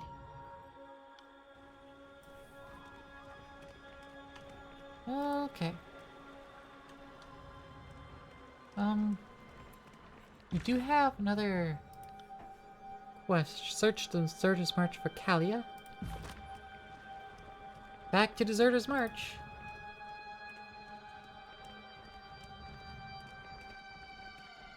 Rough lacerations. So I should probably get that healed.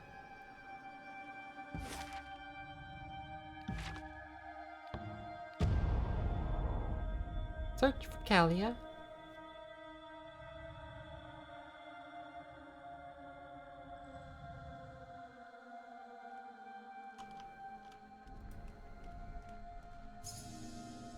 Found something.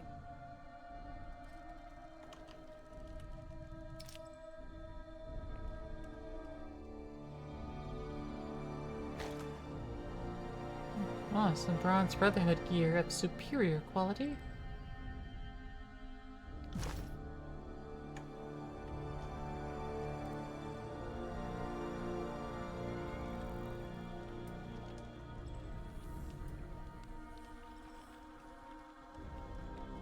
Oh, there's Kalia. What in Kyrus's bloated bladder do you want? You're Kalia, aren't you? Who wants to know? I'm a friend of your brother. He asked me to come find you. He's worried, sick.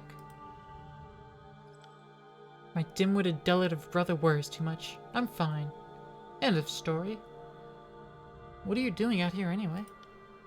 I'm doing my part is what I'm doing. I've come with the Deserters March to join the Bronze Brotherhood, and there's nothing you can do to stop me. If you're so enthusiastic to join, why are you standing here not talking to the Brotherhood? I spoke with Locke, but he turned me away because he said he has something more important to deal with. I knew I could convince him to let me join, but by the time I gathered my courage up to speak with him again, a different group of Brotherhood soldiers turned up. They didn't seem to be very happy with Locke, so I figured I should wait it out and see what happened before approaching them again. Callian is your family. In these trying times, we need to hold on to those closest to us, because it could easily all go away. And here I thought I had something figured out, but maybe Callian was right all along. I'll go back to him. When the world burns, I suppose you could be in worse company than your family. Besides, he's not exactly handy with the blade. Someone needs to keep him away from the front lines. I will go, for now. Yeah, get the fuck out of here.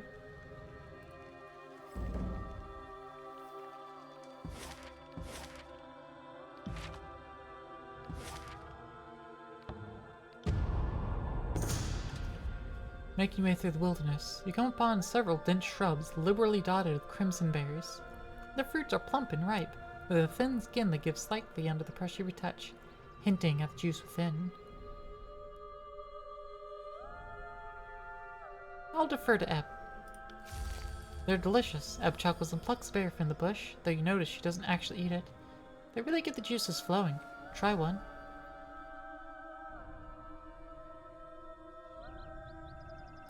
Sure. Eb smiles after you eat the fruit and leaves you to your devices. Not long after, a warm, tingling sensation spreads through your body. Your hair stands on end and your skin feels almost electric to the touch. Amorous urges unfurl within your nethers, pulling at you like the strings of a marionette. Alright, Eb. You wanted this. As you approach, Eb raises no palm to you. Nope, you're gonna have to ride this one out yourself. And before you ask, no, I'm not going to talk you off. She laughs to herself as she leaves you to condition. Eb, you bitch. We found the horny berries. Right? I'll ignore the sensation and continue on. Now I'm virile. I'm immune to the first application of an affliction during combat. Blue-balled by Eb and the horny berries. For real, she tells me they're delicious, doesn't try it. And then she won't take care of me afterwards. SMH.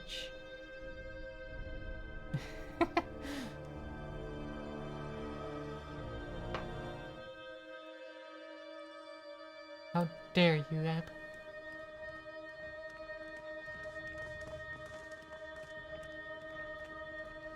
This means I have to domesticate her later. You're so right. You are extremely correct.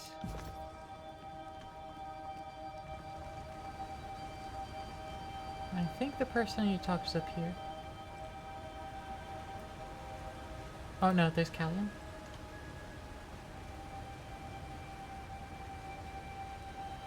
I can't believe Siren, the Archon of Song, is an actual child. Thank you, Fatebinder. It means so much to have Kalia back. And it was a lot of work, finding. You know what? No, keep your rings. You'll need them more than I do if she decides to run off again. With Siren, I have at least part of those powers at my disposal in game. True. Another quest completed! Yay! Petition Tunon, intercept Crocus at Hunter's Spite, and enter the old walls.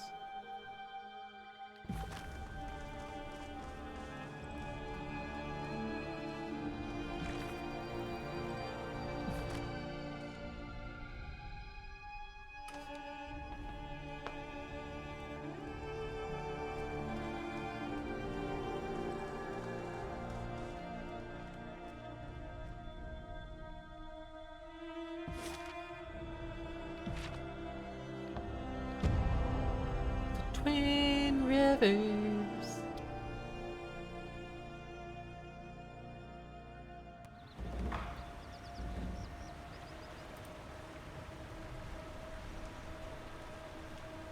And cross here, go there. Fjord. Can't do that. Use the keystone. And in the old walls we go. That was why you wanted to join? Because having your powers at your disposal can only be good? Yeah, that's true. Hey, Flatfoot Ferris.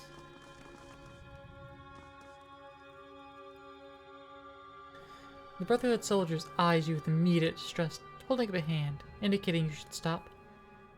How in the name of my fallen brothers did you get here? There are other ways past the doors, and I know them all. That's quite impressive. But those tricks won't help you here. Tell me what you want or get gone.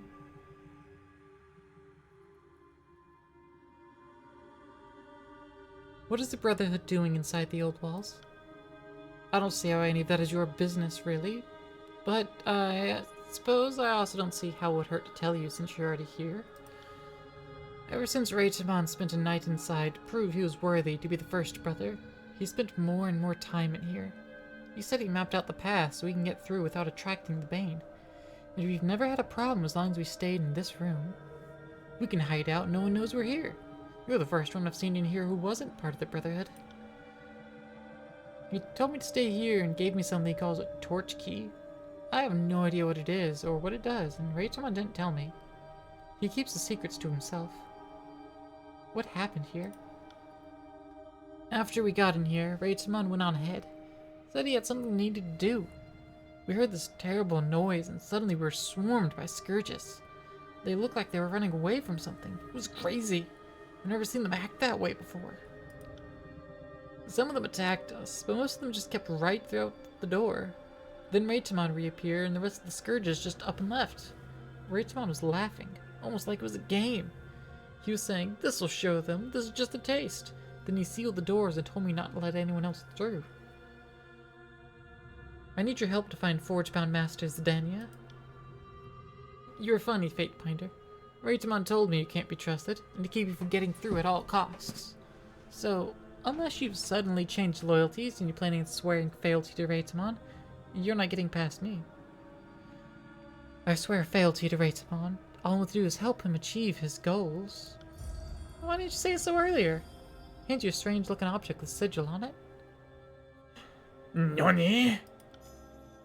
Raytamon called it a torch key, whatever that means. He also said the torch keys have names. This one is Ameth, and Raytamon has one called Emir. I have no clue what any of it means, but apparently Raytamon does. It's a tough job being so remarkable all the time.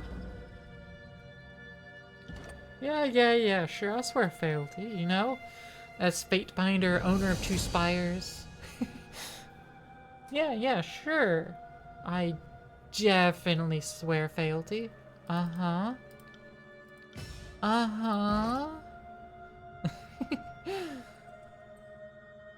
Bonus damage dealt by my Steves? Sure. Dear Claire, your summation is most fascinating. Thank you for sharing. You are certainly not the first to proclaim an edict. Many of us have been used to complete the casting of the Overlord's magic. And you're the first to break an edict. That list of names is a smaller, more exclusive list. What's curious, though, living and recorded memory make no mention of someone who proclaimed and shattered the same edict. In that regard, you are an anomaly. The bad news is, the Archons know this, and will be suspicious of this distinction. Along with this parchment, I've included the contact information of the Honorable Fatebinder Miothus, an old peer of mine and perhaps the most knowledgeable in the court on matters not taught to us by Tunon. Treat her with respect, and she will not betray your confidence. Best of luck, Claire. I think things are getting even stranger for you.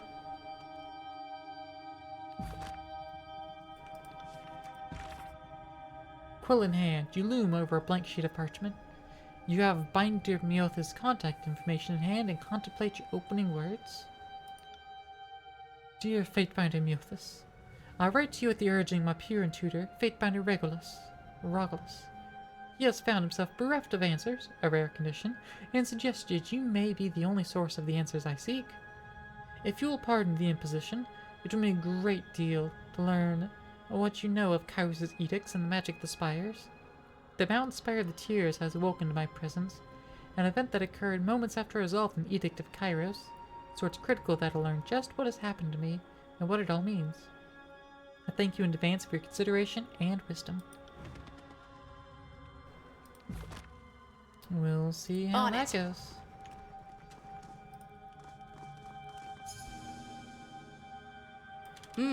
Have a look here. Main colors Manteau. Plus 15% grazed affection. Let's pass that on to Ebb there.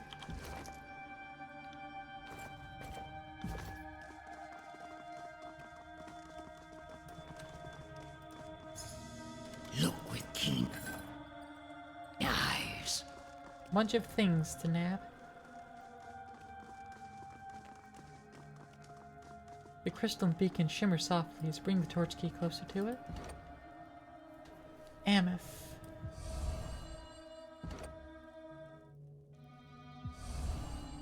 Carving ground grows bright as blood moon. You should sniff carefully.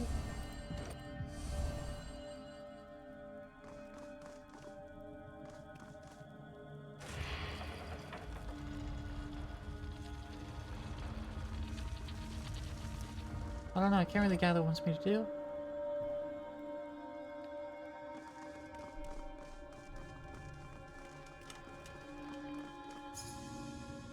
Interesting.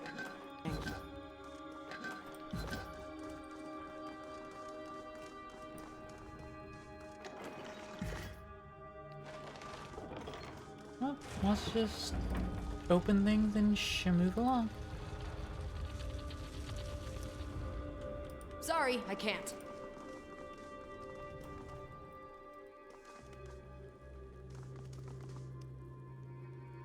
Oh, can't activate it with the current key. That one it looks like I can. Sorry, I can't. How do I just pick up some cloth bracers? Okay. Nothing of consequence. Schmoving along in the old walls. Yeah, just schmoving and grooving.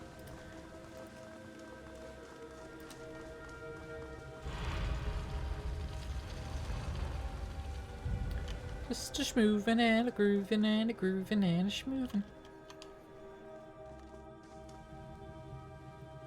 Will do. Not stand directly on top of that, please, and thank you.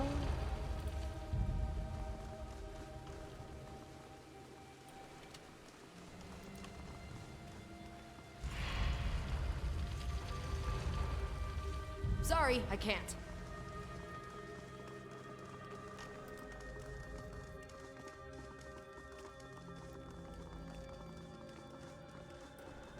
Okay, well, I'll go over here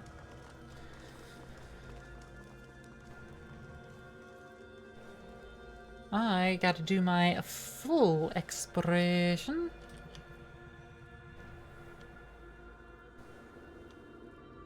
I can't leave a stone unturned. Are you crazy?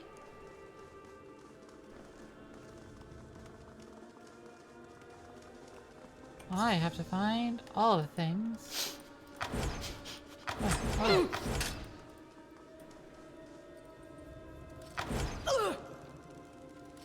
Can you disable it? Oh, okay. Thanks for eventually disabling it.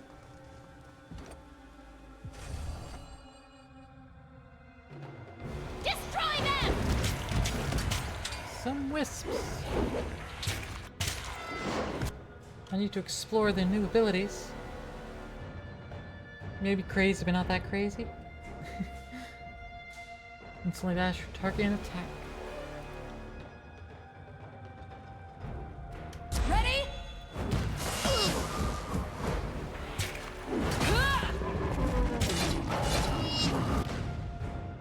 Breaking Iron. Dealing damage to the target's armor for extended duration.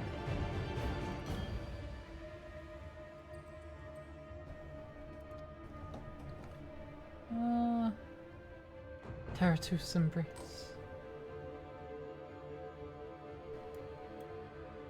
Mother's Embrace. Would drown a person. Arcane Missile.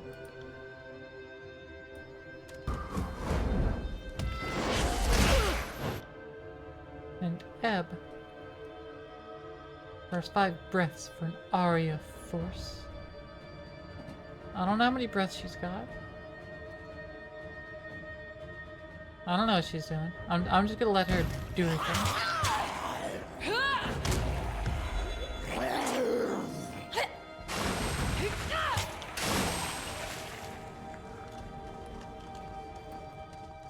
Sorry. Combust with brute strength? Yep. Bane Touch Gauntlet. Sigil of Taratus. Plus 10 Control Grave Light. Well, I know who gets that. Let us compare. Slower recovery. But more armor. And the Sigil of Taratus. I think kind of overweighs.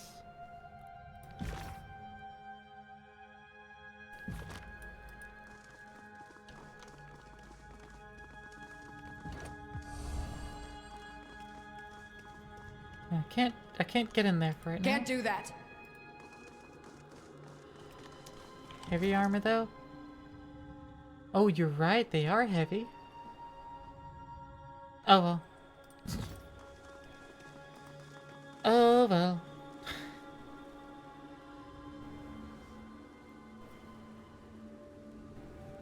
Why would they do that? Why would they give something obviously for Ebb on heavy gauntlets?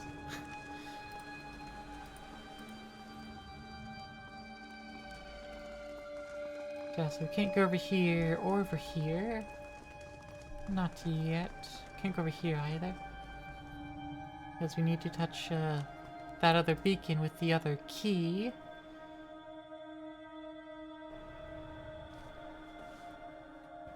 Make sure you're paying attention for the meme. Per snacks.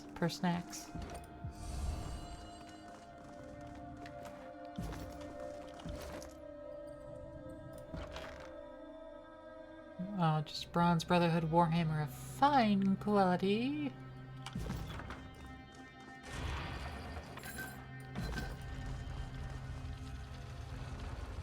Ah, it opens this door instead.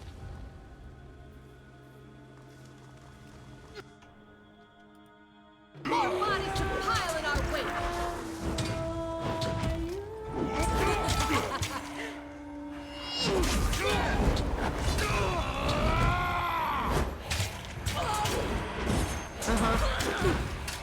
Keep blocking the doorway. Our melee needs to get in there.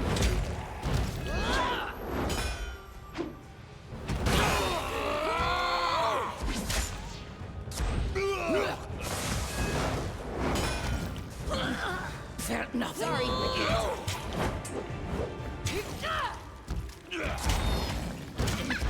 Felt nothing.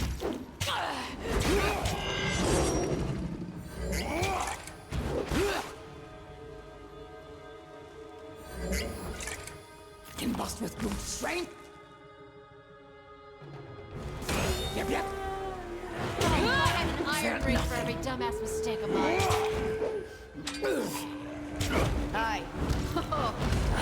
enjoying this a bit too much.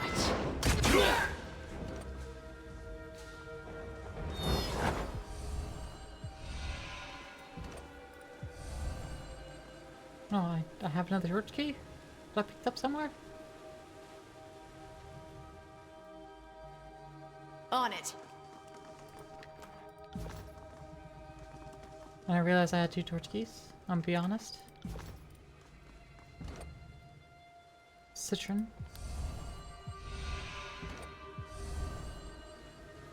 It kind of dispels the Amherst.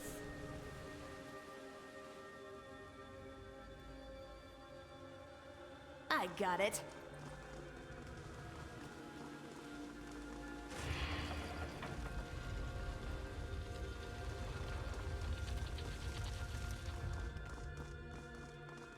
I haven't noticed that I can use. No, I can. Okay. Well, let me go back to the other room too. Then. Let me double check.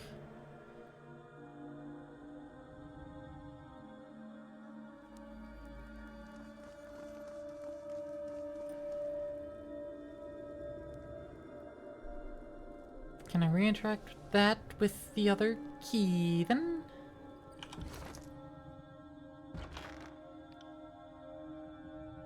Bane essence. Yeah, I don't know when I picked it up. I don't actually see it in like my inventory, so it's a magical key item. You can get Graveyard at some point, but don't know when where that. See.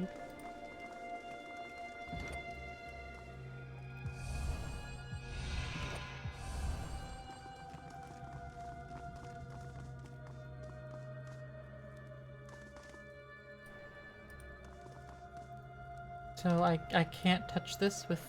Okay. It's reacting to the things. No, you can't touch it. No, it doesn't work with your thing.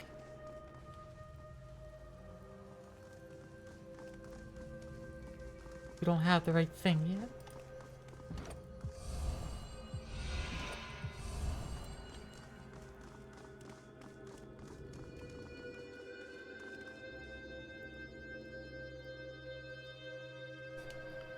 Let me just go back and interact this one with the other key. I doubt it'll do anything at all, but it's worth checking. Okay. So we've double checked, and now we know.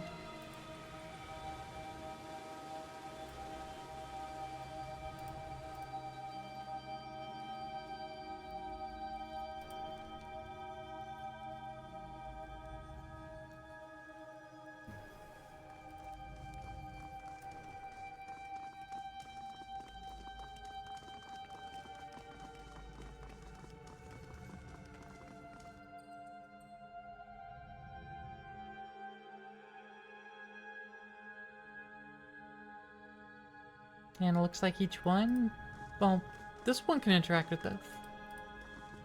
So I can't really speak in generalities, I guess. Let me go into this room. I'm not long for this world. Oh. Siren, please. Get better.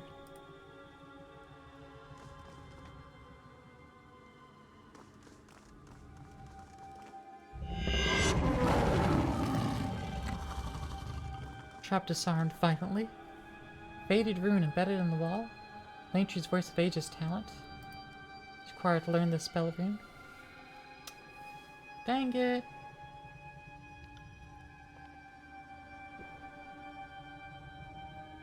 I mean, I can't just change my party composition right now?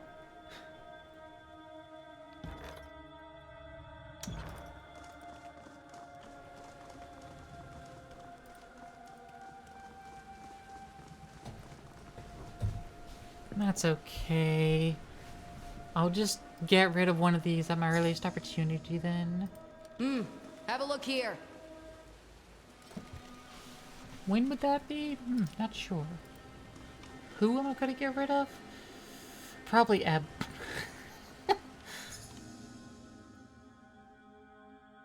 Can't do that.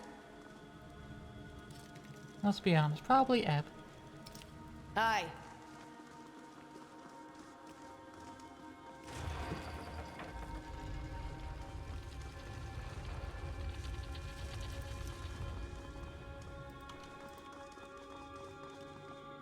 Apprentice Garrick.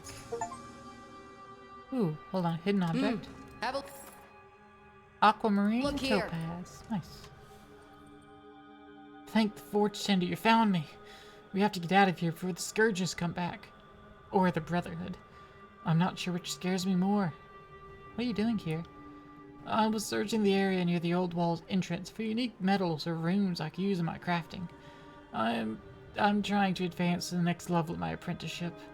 Impressing Forge Masters is much harder than it sounds, and Master Lahara is especially demanding.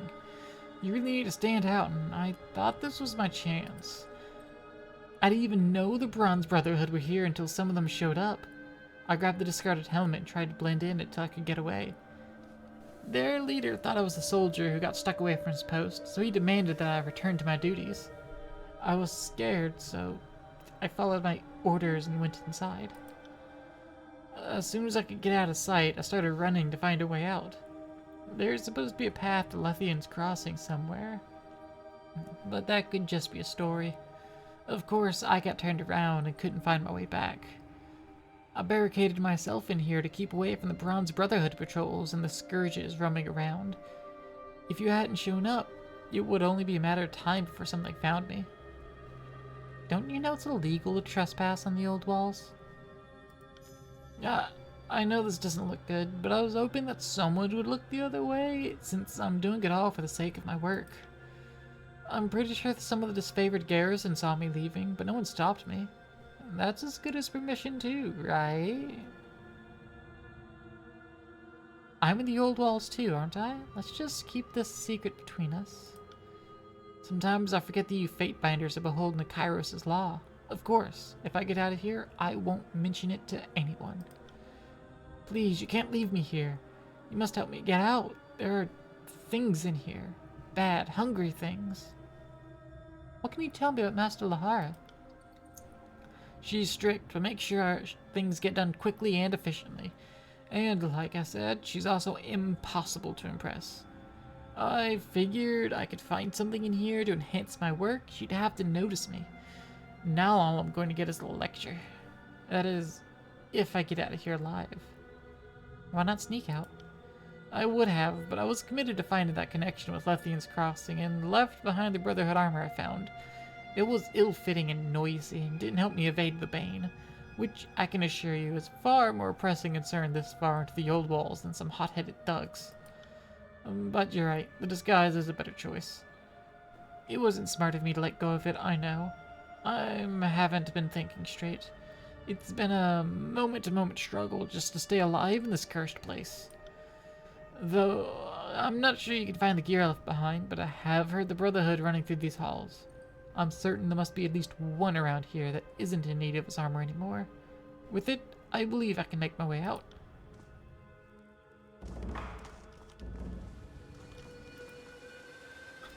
Well, you're in luck, buddy. There's at least one dead body in here. We can nab the armor off of. Although, of course, that's not an option. Oh, these are just raiders. But they have the Bronze Brotherhood icon, so... But nope, I can't just use any old one, because of course I can't.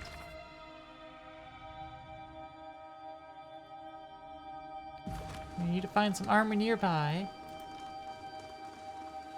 Oh, there's one.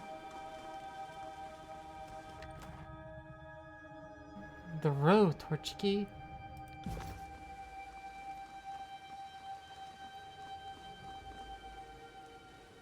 No one will know I was there.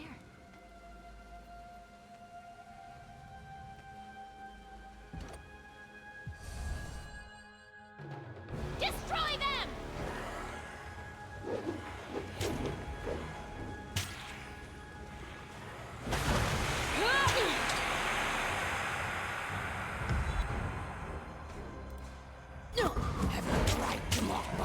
with new battle scars.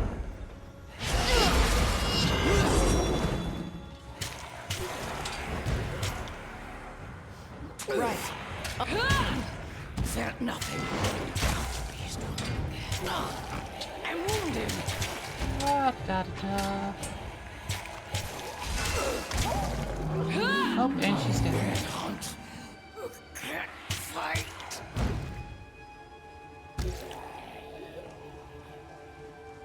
And the others will get up soon. Aye. See, there they go. Hey, Garrick. Nope, I can't just tell him that there's a body up ahead. Nope, that doesn't work.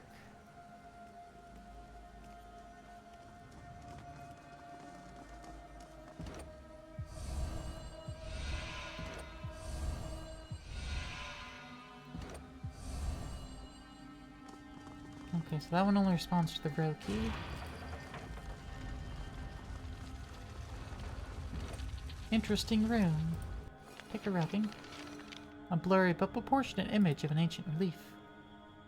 The newly added imprint fills in the remaining gaps on the scroll, giving you a clear representation of the carved rune. Ah, okay. Curious. So that's what's supposed to help me solve the tower. If I didn't already know how to solve the tower. Sigils of old wall torch keys. Alright, well I found a disguise for him. Let's return, give him that disguise, and then we'll continue on our way.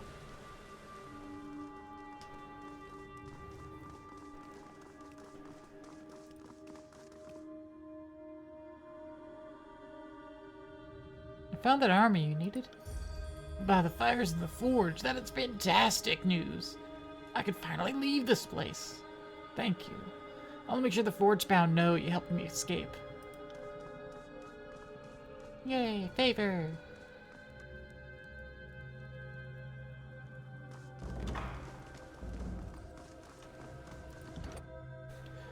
Also, Kills in Shadow leveled up. You know, despite dying last fight. Bonus damage of prone targets, no. Let's increase experience gained to one-handed skills.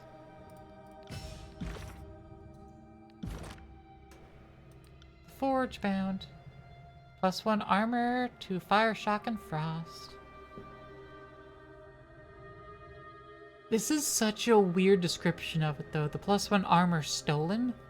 I don't know what that's supposed to mean. Like, why do they use the term stolen? It makes no sense. Honestly, it makes 0 sense to me. It's just bizarre.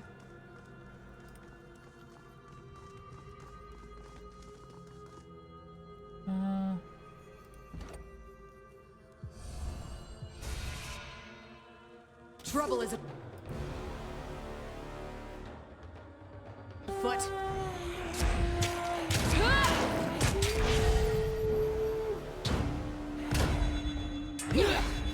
Right.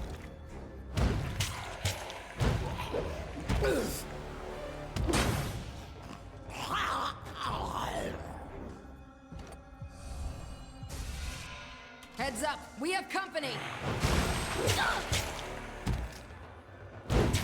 Oh, if I had an iron ring for every dumbass mistake of mine. Nobody heard that, right?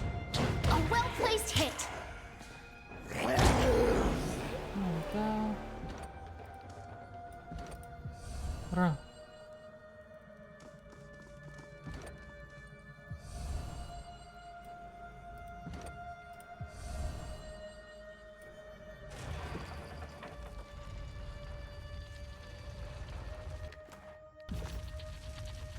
Okay, well, we open up this door. Scroll, fragment, portion of unknown sigil. Oh, hey.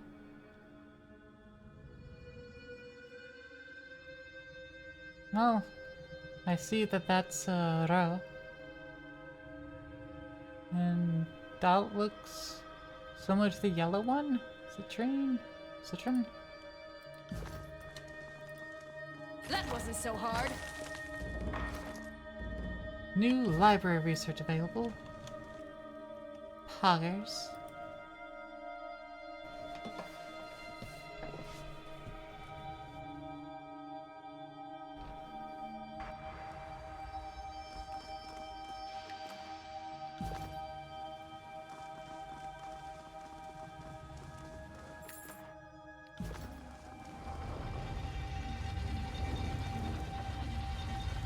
Nope, here it is.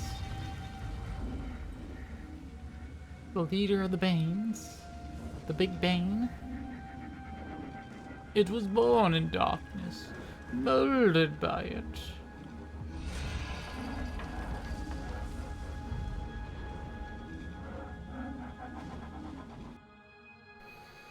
Raytamon stands before a roiling ball of blue energy.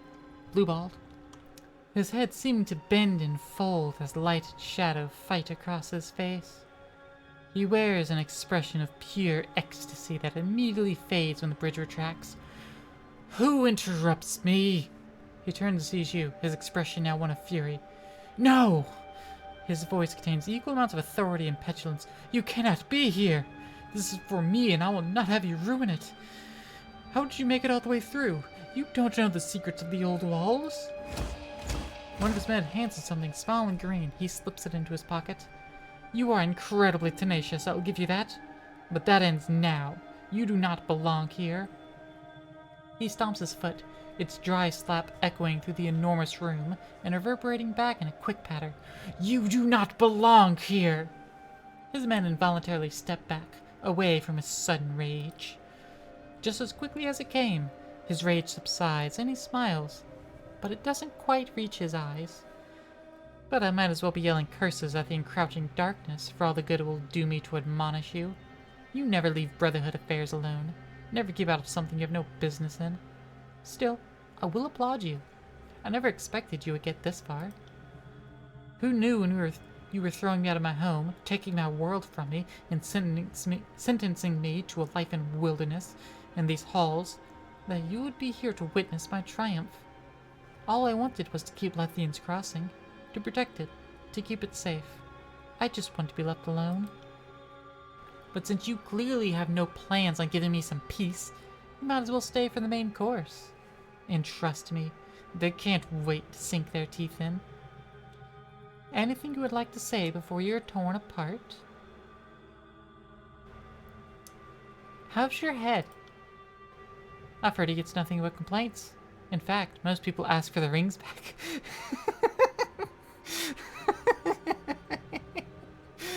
Okay, Eb, I see you.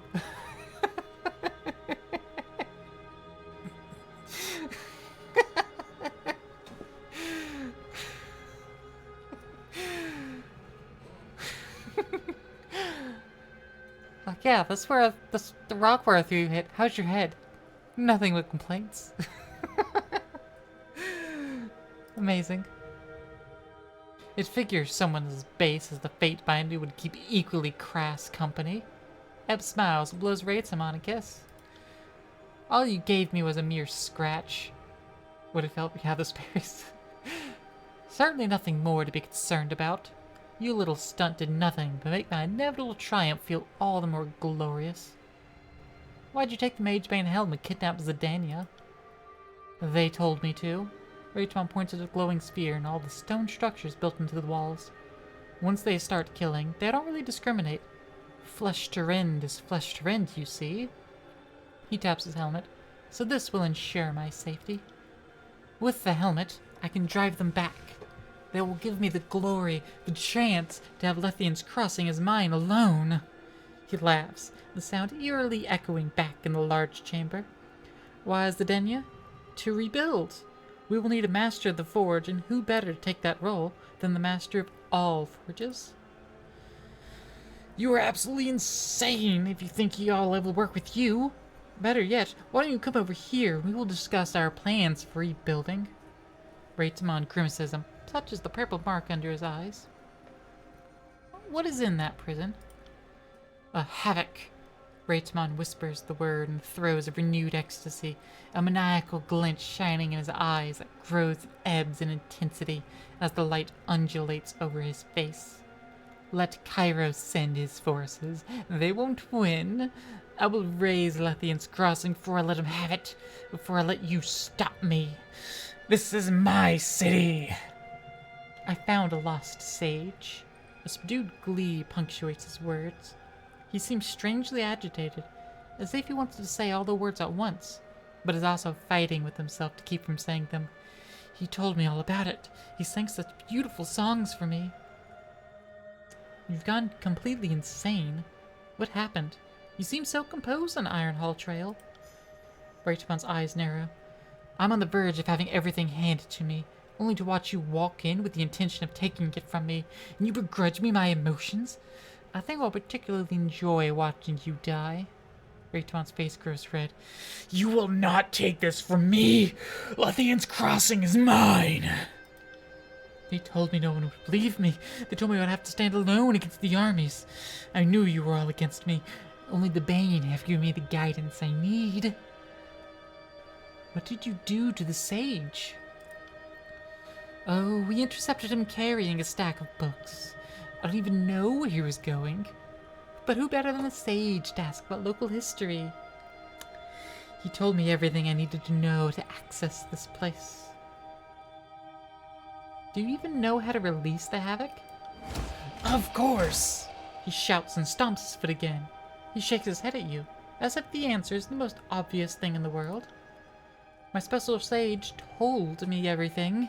He was very knowledgeable about the old walls in this particular region, and the rumors of a key that could unleash the Bane. He didn't want to tell me. I could tell he wanted Kairos to have Lethian's crossing, but I showed him how wrong that kind of thinking can be. He bites on the tip of his tongue, lost in thought. For a moment, you think he might have forgotten you were in the same room. Then he breaks his silence. He mentioned something about crystals and the 4 points of a compass, but it escapes me now. Frankly, he was singing so loudly that it didn't seem important at the time. What did the sage mean about 4 points of a compass? Raytmon twiddles his fingers madly against the sides of his head as he tries to remember. It had something to do with unlocking the old walls. He found the clue in an archive somewhere. It said something about a compass. Ah! He fishes into his pocket and produces a torn strip of vellum. He drew me a diagram! He folds the scrap and looks at it with a frown. Of course, this is useless. Torn. You can't read it if it's not all there. Useless. Give me the vellum you got from the sage. It might be important. He mumbles to himself, scratching his head, looking back and forth between you and the scrap. Finally he relents, throwing it in your direction. I can't read it anyway, so it's of no use to me. Take it, why don't you? You don't think the Bane will kill you? No. Any chance you'll give me the torch key you hid when I walked in? He smiles, twisting to the sides of the pocket as out of sight behind him. Tricky. You are far too observant for your own good. By the Bane, you're a nuisance. Give me that crystal, now, or I will take it from you. You're welcome to try and take it, you fool, but I'm the savior of the Bronze Brotherhood, and your accolades are dust to be trampled under my boot. I was going to watch you torn apart by the Bane, but I see now that it is my job. They want me to make you their first sacrifice. Raytmon lunges to attack. Okay, well, stampede. It's an electric jolt. And she's starting the Bane of Night stanza.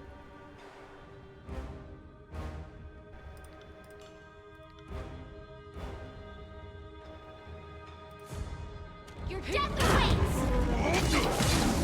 Best hunter comes.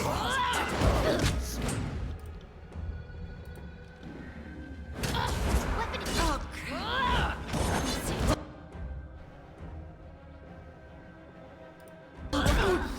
You need a moment. Weapon is like nipples on men. Useless. Alright, yeah. I'm starting to like Geb more. Well, we aren't trying to... Raytamon sinks to his knees, coughing. He looks up at you, bloodshot eyes wet with tears. How? The question is half-hearted, not really directed at you. How could this happen?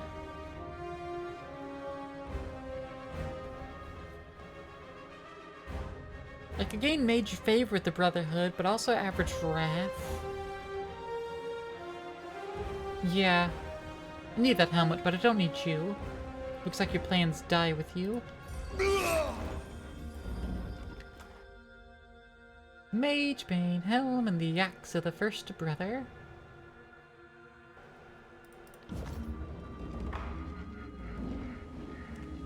On it.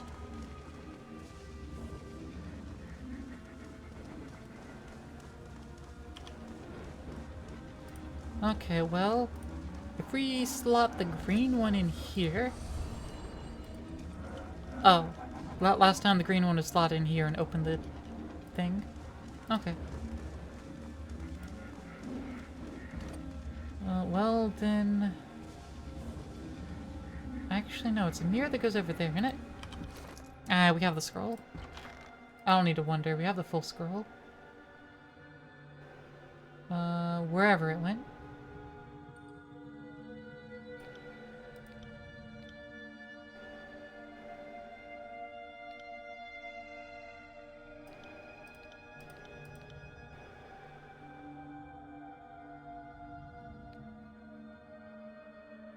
Combined parchment. Crudely drawn are row sigil in center, citron symbol in the upper left, ameth in the upper right. That is not the one that I was needing, I think. 4 torch key sigils. Okay, so row, citron, and that one.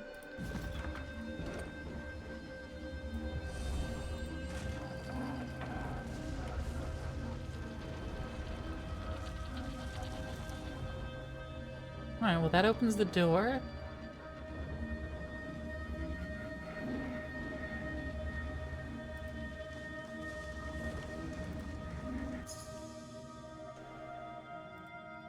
Stop! Look!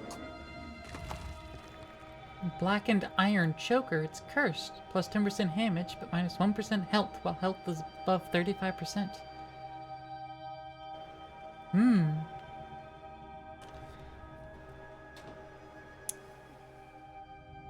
That might actually go good on kills in Shadow, since she gets better at the lower health. As does, Barrack, I believe.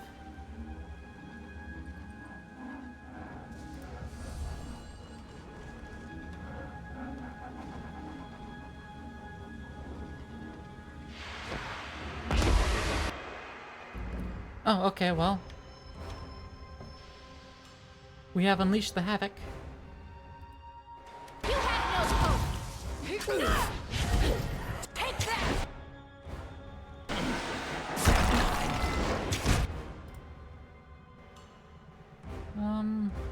Artifact ambitions.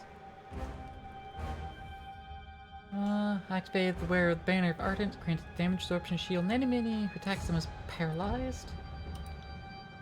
Yes, activate that. Also have the Shockwave. Who of those two looks best in a choker?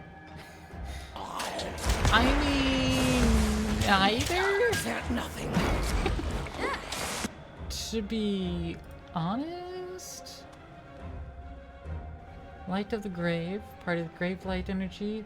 While affected, the party's attack will transfer health from the enemies. Nobody heard that, right? A well-placed hit.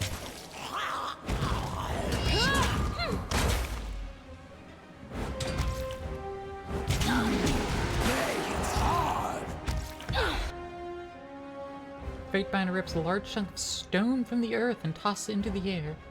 Siren then unleashes a shattering note into the boulder, cause it to explode and send raining stones down from the sky, doing an AoE. You can imagine Shadow trying to scratch it off with her back foot. Yeah, you right though. You right.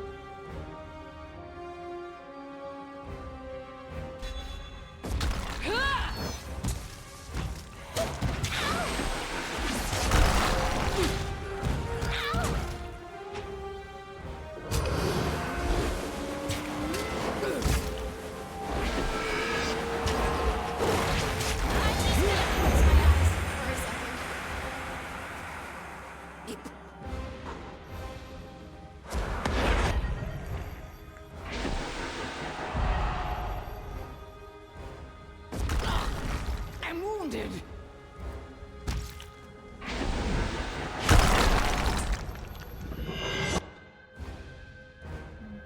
Fire, frost, and shock weakness.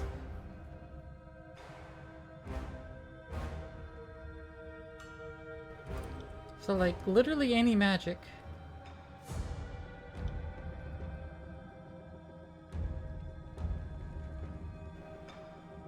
Which is, you know, a good thing.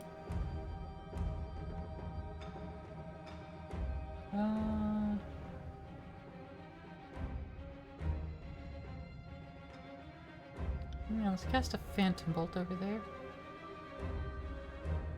Stop dodging strike from rending claws! Can't walk, can't crawl, can't flee, run free!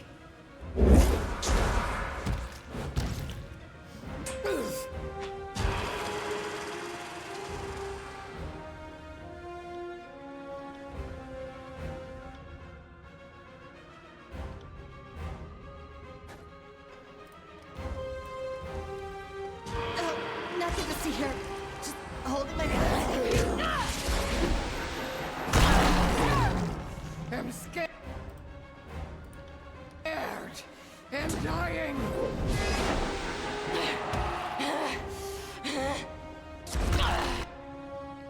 Flurry of blows. Take that! On it. Yay!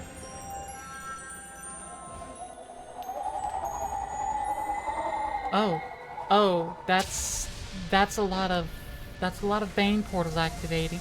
Oh, and getting turned off. Yay! We've done it. Oh, we got some boots for that.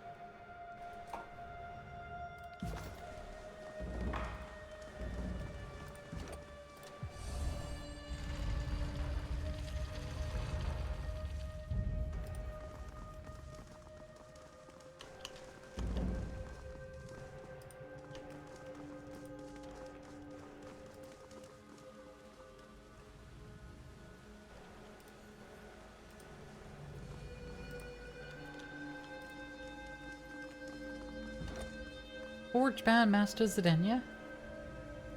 Free, of course. She rubs the lump on her head. Diabolical ass. He knew he was no match for me on his own. Thank you. You have the gratitude of the Forge-bound. Your fate is of no concern to me. I simply needed the helm. Go before I change my mind. That seems a very flippant response. I appreciated Zdenya and I was wanting to help save her. What? Why does this sound just like it gains very major favor? There's no downside, but it sounds so harsh. That's not what I wanted to say at all.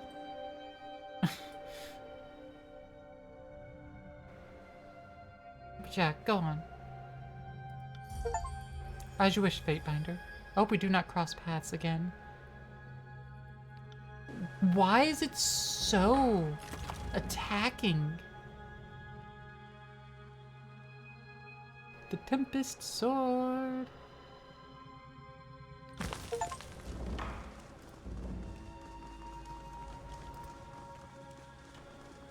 Like, that sounded so hostile for no reason at all.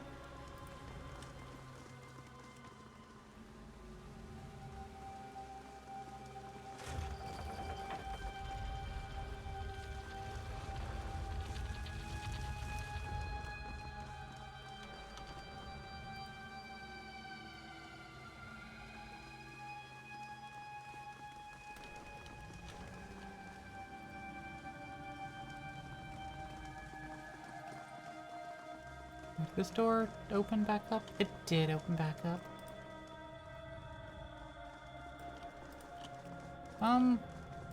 I should head up in the tower and swap out. Honestly, I want to swap out Siren. I don't know how the singing actually works.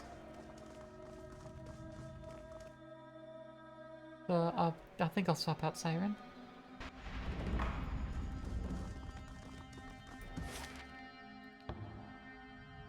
Whee!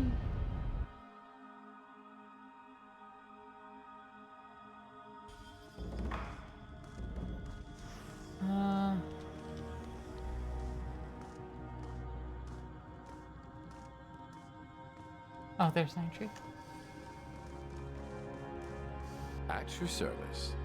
I will, I can sober up on the road. Ready to go.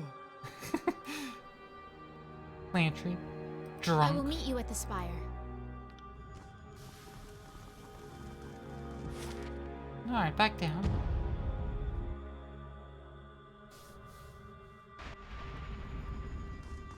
You don't have a clue as to why it's so hostile? Yeah, it was just so strangely hostile of a response.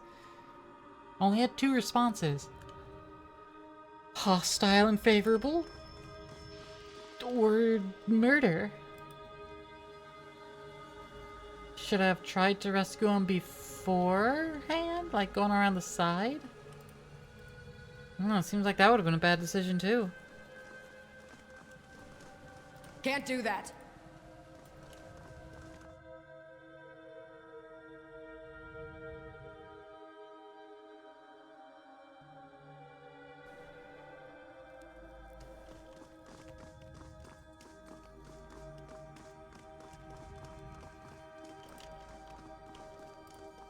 Alright, but now we can go and do that rune over there. I can also slap this with the other keys. Another battle.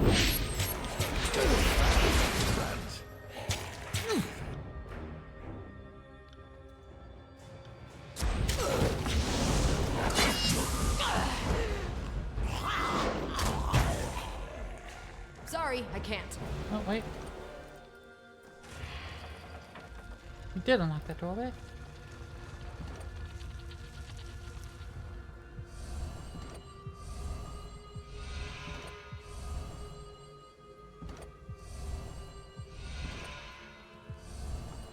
Okay, well. Yeah, come have a look at this. Hidden receptacles.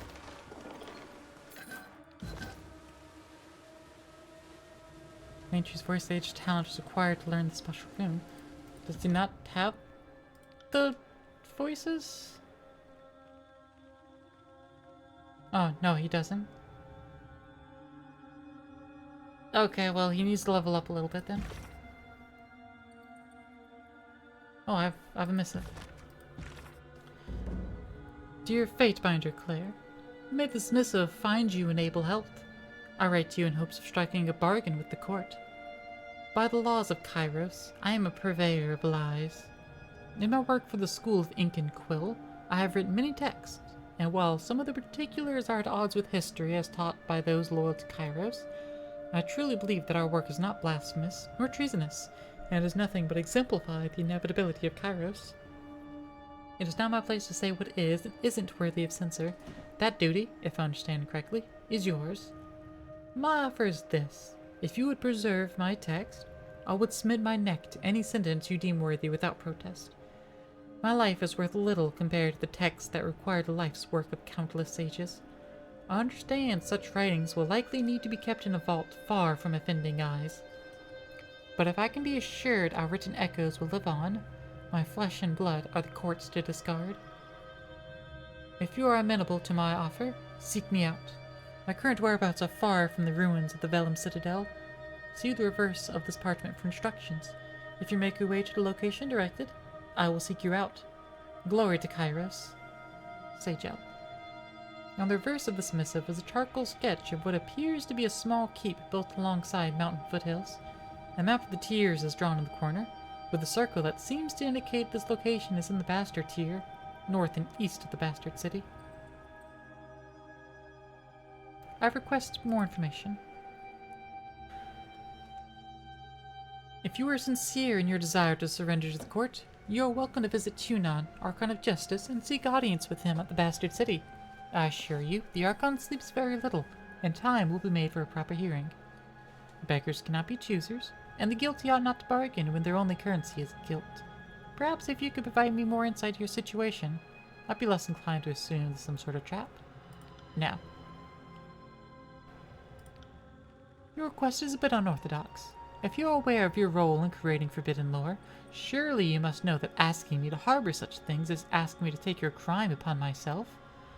But I am not without reason or mercy, and I will at least hear out all that you have to say in person. Yes, indeed. One day remaining for the fate binding Meothis.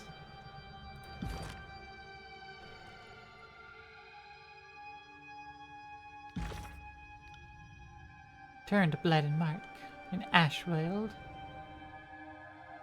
with the Magebane Helm.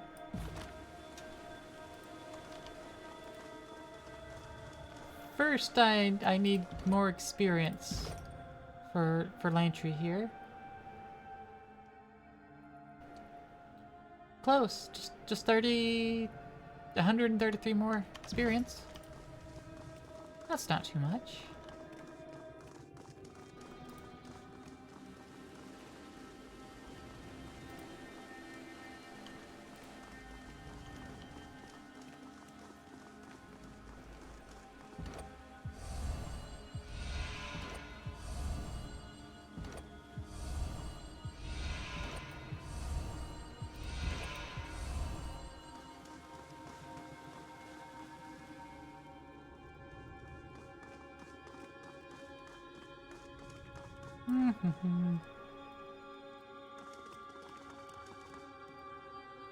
But not responding to torch keys from these old walls.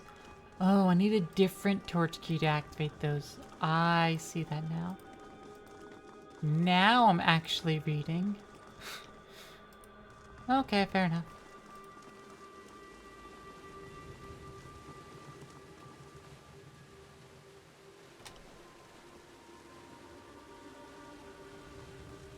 There's the chest here to unlock. Bottom of the pit, a small hole collects all the water pouring out of the spouts. Occasionally the hole closes and the water drains to some unseen location. Or perhaps says unknown location, I don't know. Unseen location, I was right.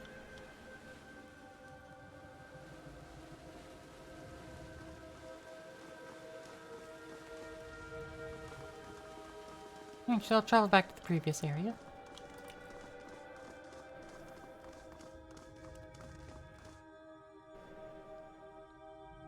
Might even be able to find some stray bane for Lantry to level up on. Per snacks. That is what I'm looking for.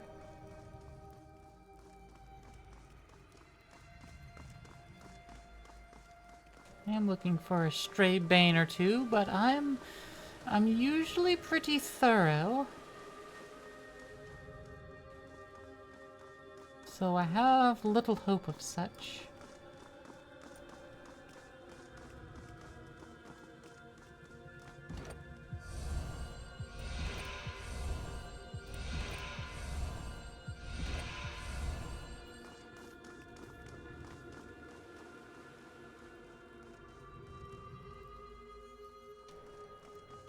Unless I could pop this open.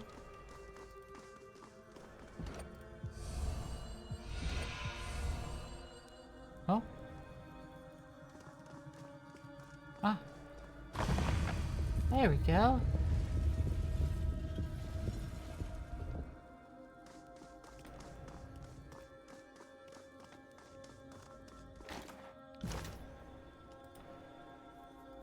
Poorly disguised horde member? I'll take a look. How hard could it be? Yeah, that didn't give more experience.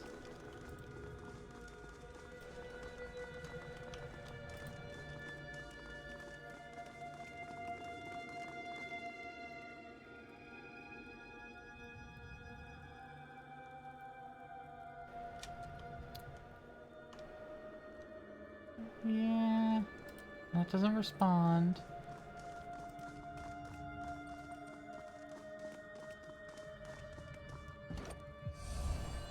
I doubt this recognizes anything other than purple.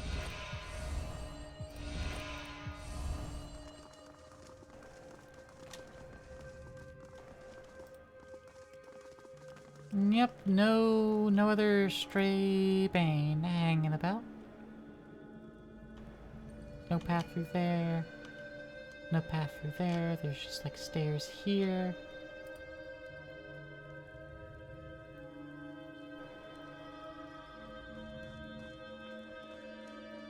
And no way to get there.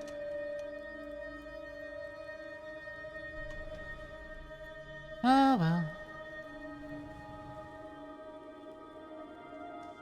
We'll just have everyone run all the way over there.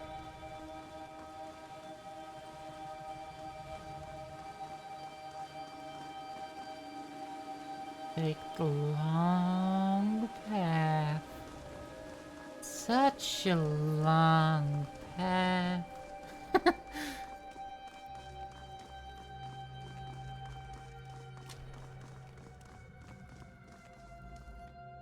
I could speed them up. I did forget I could speed them up. I was just thinking about that. It's like, wasn't there a way to speed them up? No, I don't think so.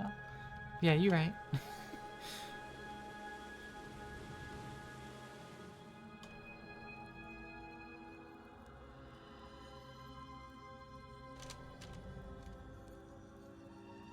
Fast mode.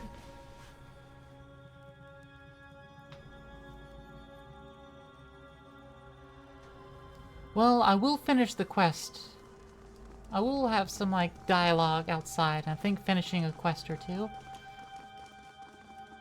So, perhaps that'll, you know, give Landry the experience required. Then we could walk back in here and read.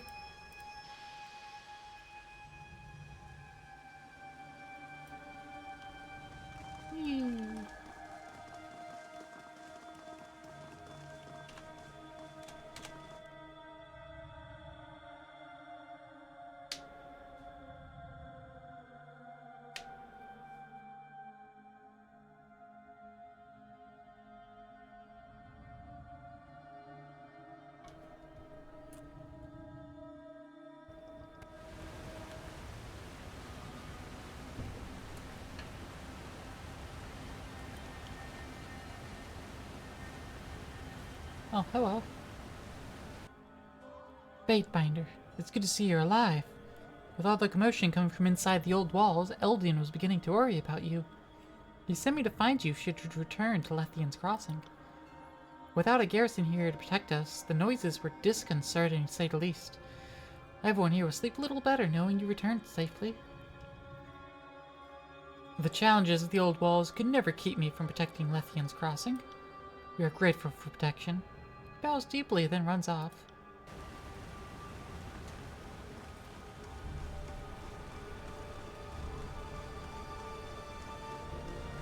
Sorry, I can't.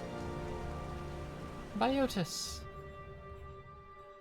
What do you have for sale? And by you have for sale, I mean I have for sale.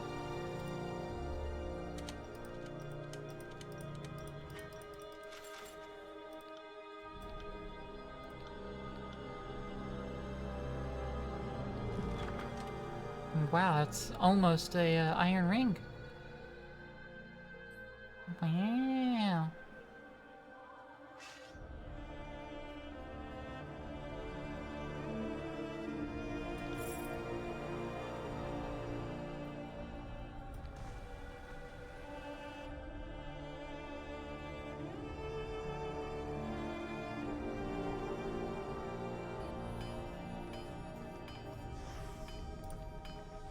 Lohara.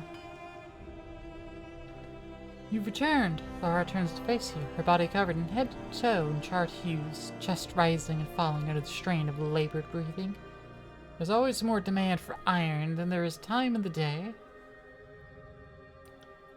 You did well, Fatebinder. Sedenia's capture put us in a difficult position. We're duty-bound to continue our work at all times. There are plenty in the forge that wanted to use their hammers to pound Brotherhood's skulls, not iron. How may we be of assistance? I found Apprentice Garrick. I've already spoken to him.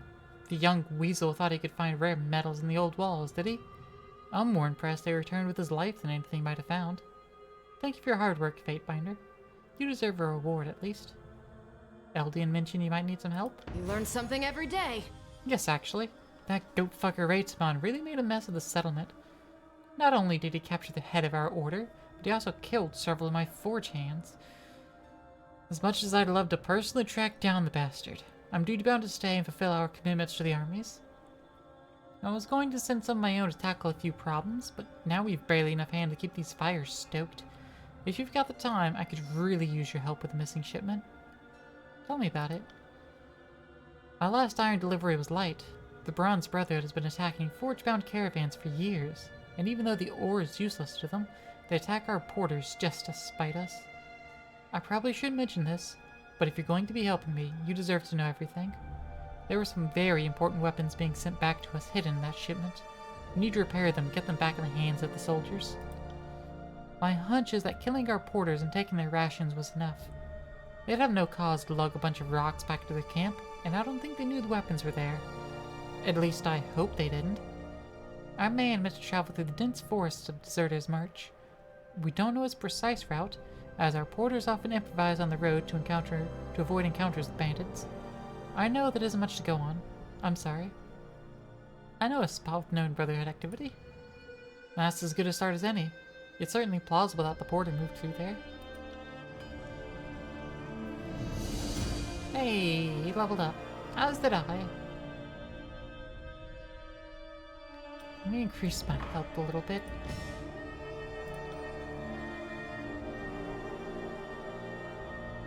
And let's get your strength up to 10. Not that it matters. Voice of Ages.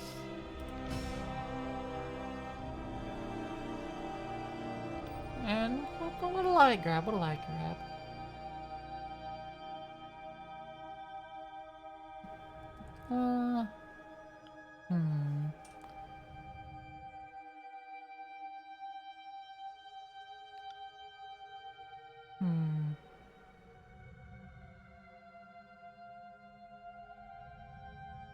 KJ Cowboy Dan. Jesse Hell Wheeler just brought 2 And independents Jesse to the Domestication Hellweaver. Center. Let's see which sign up. Welcome on in. What were y'all up to? Y'all were doing some podcasting, some talk showing, it looks like. How was it? How was it? Nice simple raid message of raid. How's it been? How's it been, Dan? How's it been?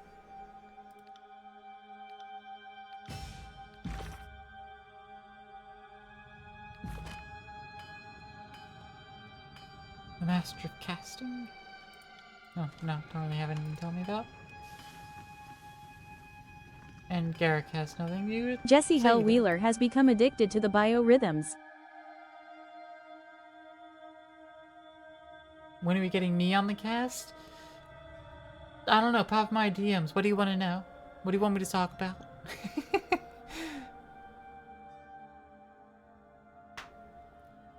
I don't exactly have a wealth of topics, but you know, if you prompt me, I can info dump. But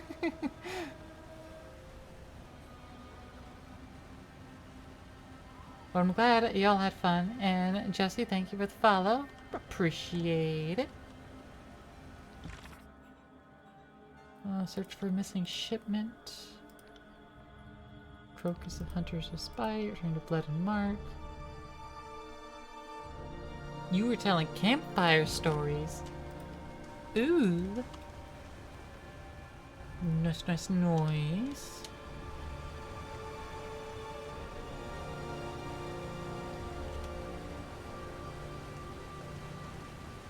What kind of spooky stories did you get up to?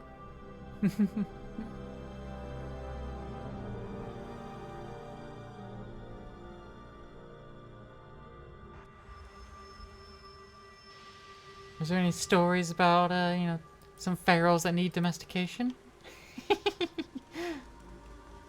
I'd be very surprised if there were. Being told around your campfires at least. I know where plenty of those stories are.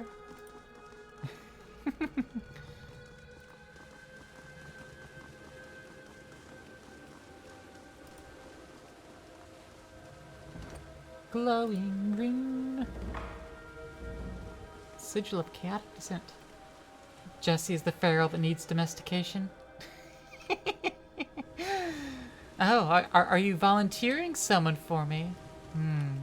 Excellent. Jesse, you're being signed up for domestication. What say you in your defense?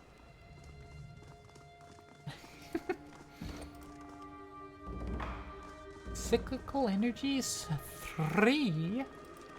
Ooh.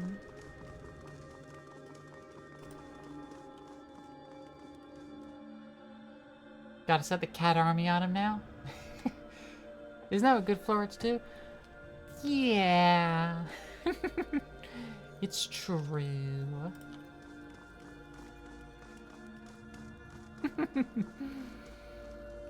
I'm glad you understand, Sir Peltus.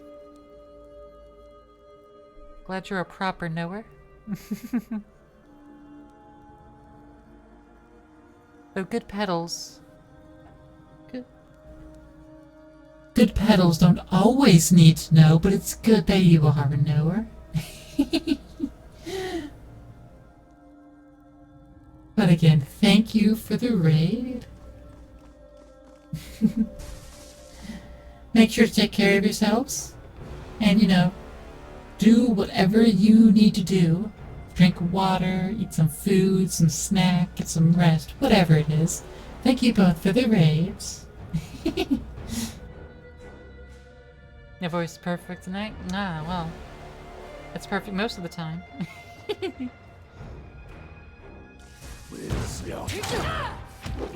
Oh, maybe there was some whips right here.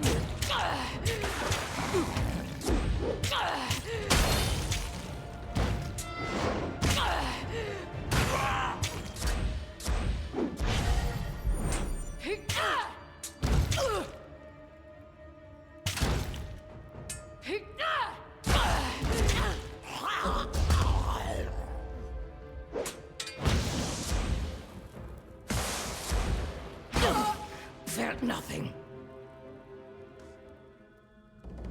Strength 4. Ooh. Nice. Cyclical energies 3. Strength 4. Yeah, strength 1, 2, and 4. And chaotic descent. Affect random targets within a circular area. Lore plus 100? That's a high level spell. You'd think because it affects random targets it would be not that high. That's oof. Landry doesn't even have 100 arcane yet. 100 lore. It might be really strong though. Oof. Hey DJ, thank you for the stretch and the watering.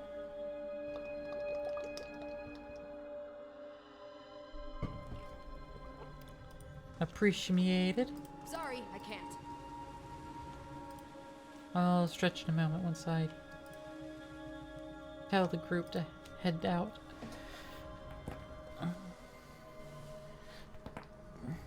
Ooh, those some good pops.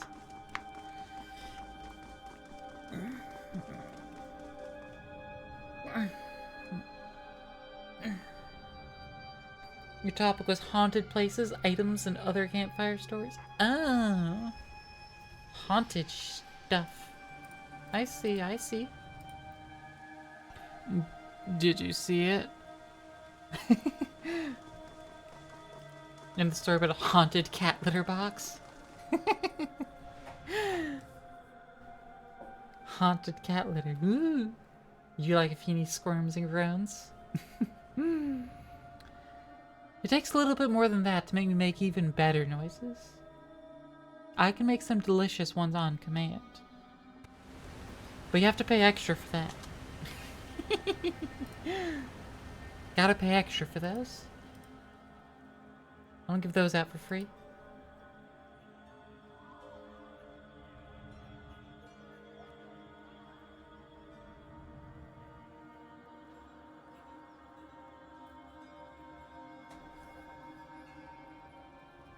Got channel points?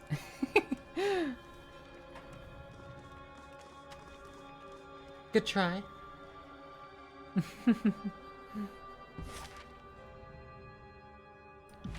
Alright, we have to back to Deserter's March. So there was something there.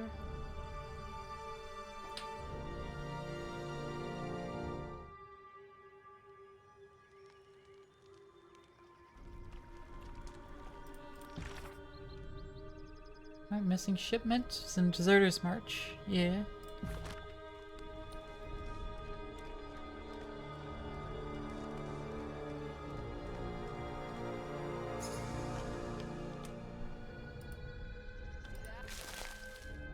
Ooh, coward contingency boots.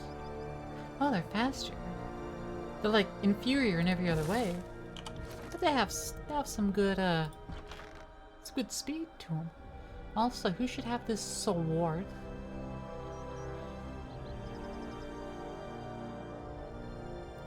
Kills in Shadow can have this sword, actually. Maybe not. It's even less DPS. I should have this sword then. It is of exquisite quality. This'll be fun. Storm wheel ability? How does this hammer compare? Okay, well. I suppose it'll stay this way then.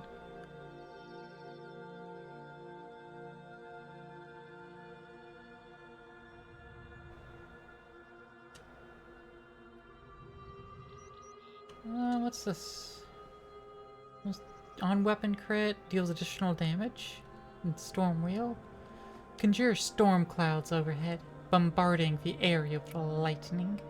Bolts of lightning damage foes in an area around the strike. Damage scales with Tempest renown. Legend tales of a spire repeatedly struck by lightning until it crumbled to the ground.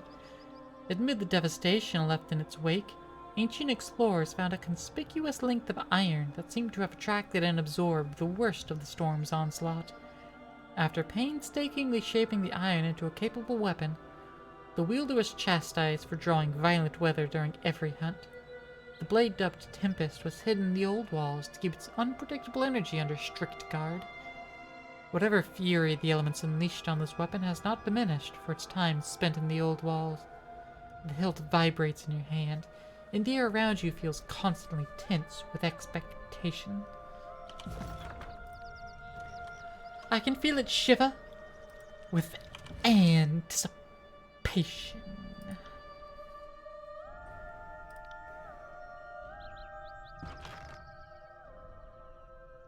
Also, these boots. They're good for this bro who's still wearing scholar boots.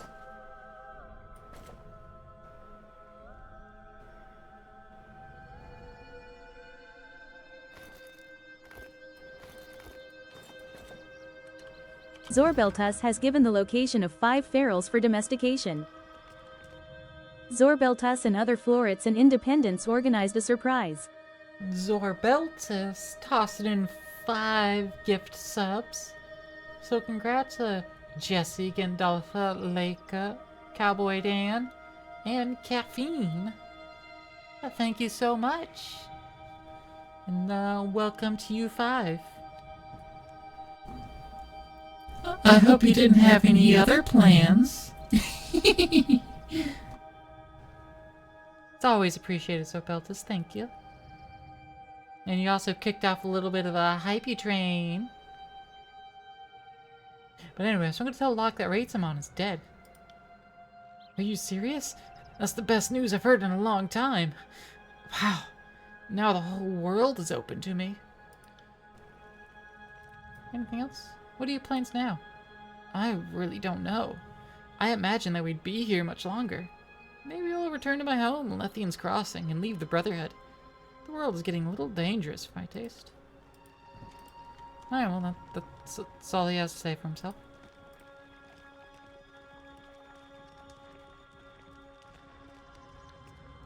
Oh, Nicandros. But first, the trap.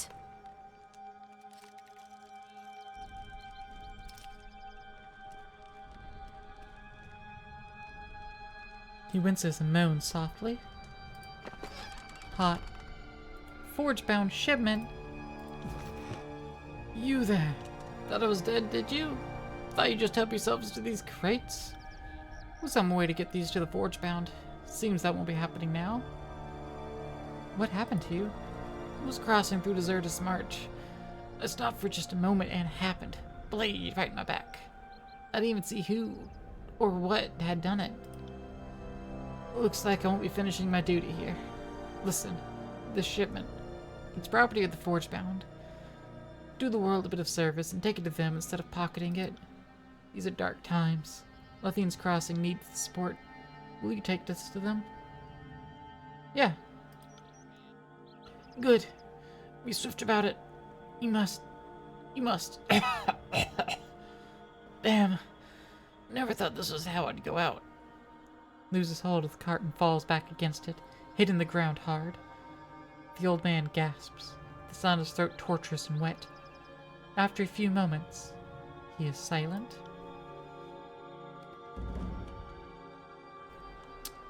Rip.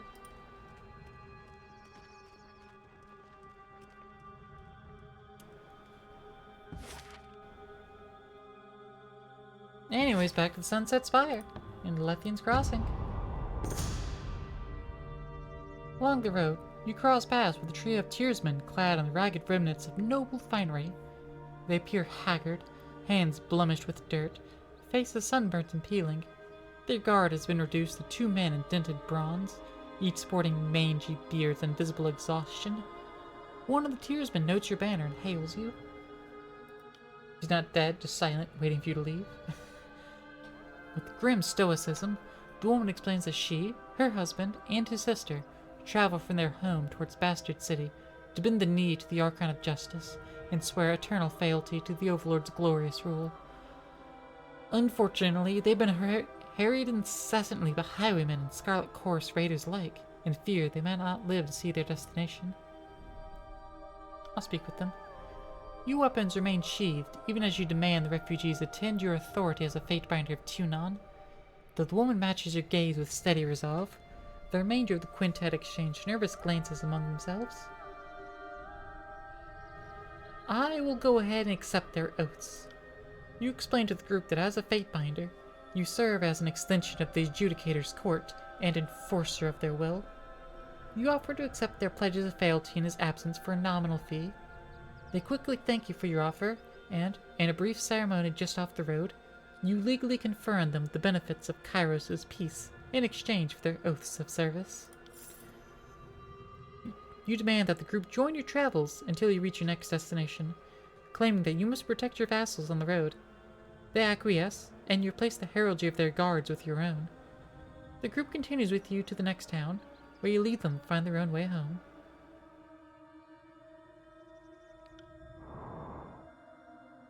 Well, I was going to Lethian's Crossing anyway.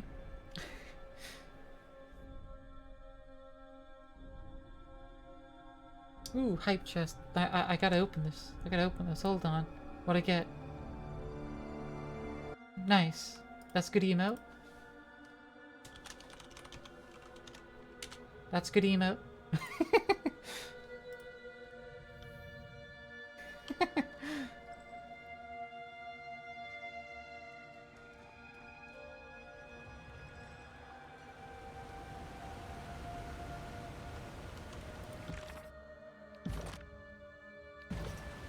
Sassy cat, exactly. Sassy cat and sunglasses. And it looks like it's made by an artist and not AI, so, you know, it's actually worthy. That's probably the best raid emote you've gotten. I'd be inclined to agree. It's pretty good. It's pretty up there. And I'm glad you just kind of get to keep raid emotes. Well, train emotes. You just kind of are allowed to keep them. It's not like you have to regularly participate in it like every, you know, month or whatever to keep it. You're just allowed to keep it. Emote has attribution to an artist? Fantastic. You've returned! Lahara turns to face you, her body covered head to toe. I'm not gonna read it again, actually. I found the missing weapon shipment.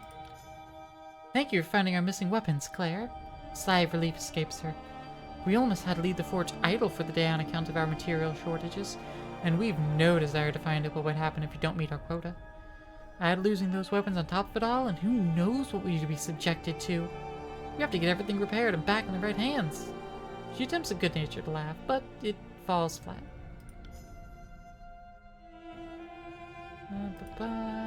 I'm asking, but I'm not actually going to read anything. Anything about the disfavored. Not gonna read anything. Cool, cool.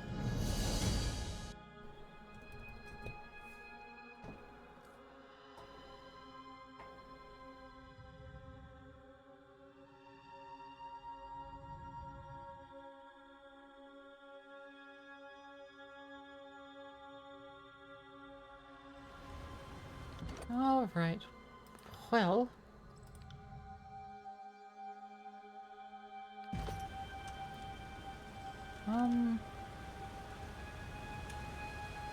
World map.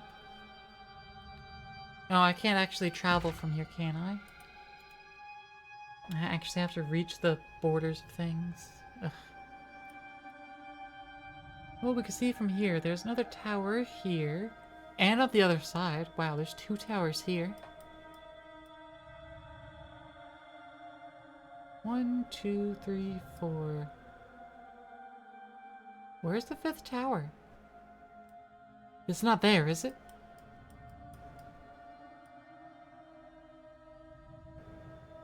Two, 3, 4. Supposed to be 5 claimable towers. Oh, there it is. Okay, so there's not one here in Haven.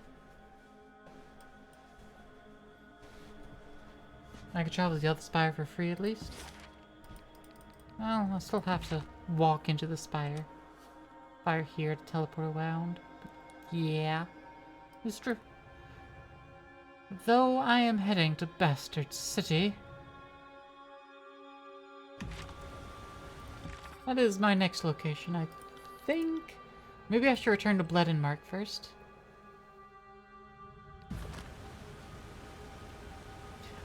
Can I keep Tune on waiting? I feel like I can keep Tune on waiting.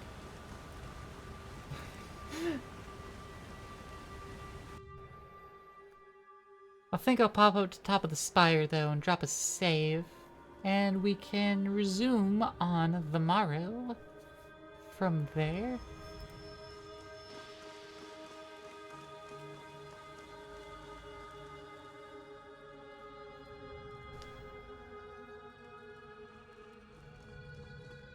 As it is unfortunately that time of night. You don't know how to now react? Yes, you can keep him waiting. I'm not going to keep waiting too long. I have another quest up there. And you know, this is all very extremely important that I just keep him waiting. I must do all these other things along the way, you know?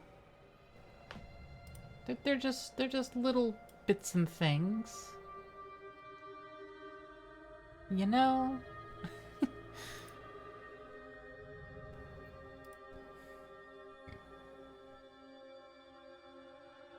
But, as I mentioned, it's time for us to head out. And who are we going to? Well, the person we usually do on Wednesdays, Samhain. So if you don't have a sub, here's the raid message. But if you do, here's the raid message. Our usual doodle one. You know? I like it. You know that if you do anything after Act 1, he'll be very unhappy. With how much you've done, you'd avoid him as a precaution. So he's going to be very, very unhappy. Okay, fair enough. But thank you all so much for giving me your time tonight. I always appreciate it. Every single one of you, individually, I appreciate your attention. I really do. And I hope to see you again in, roughly 21 hours. When I start my next stream tomorrow evening. On Juneteenth. Where we will, continue in tyranny. And making our own nation. Or trying to. Forging our own banners and everything. But, yeah. So I'll hope to see you tomorrow. Goodbye.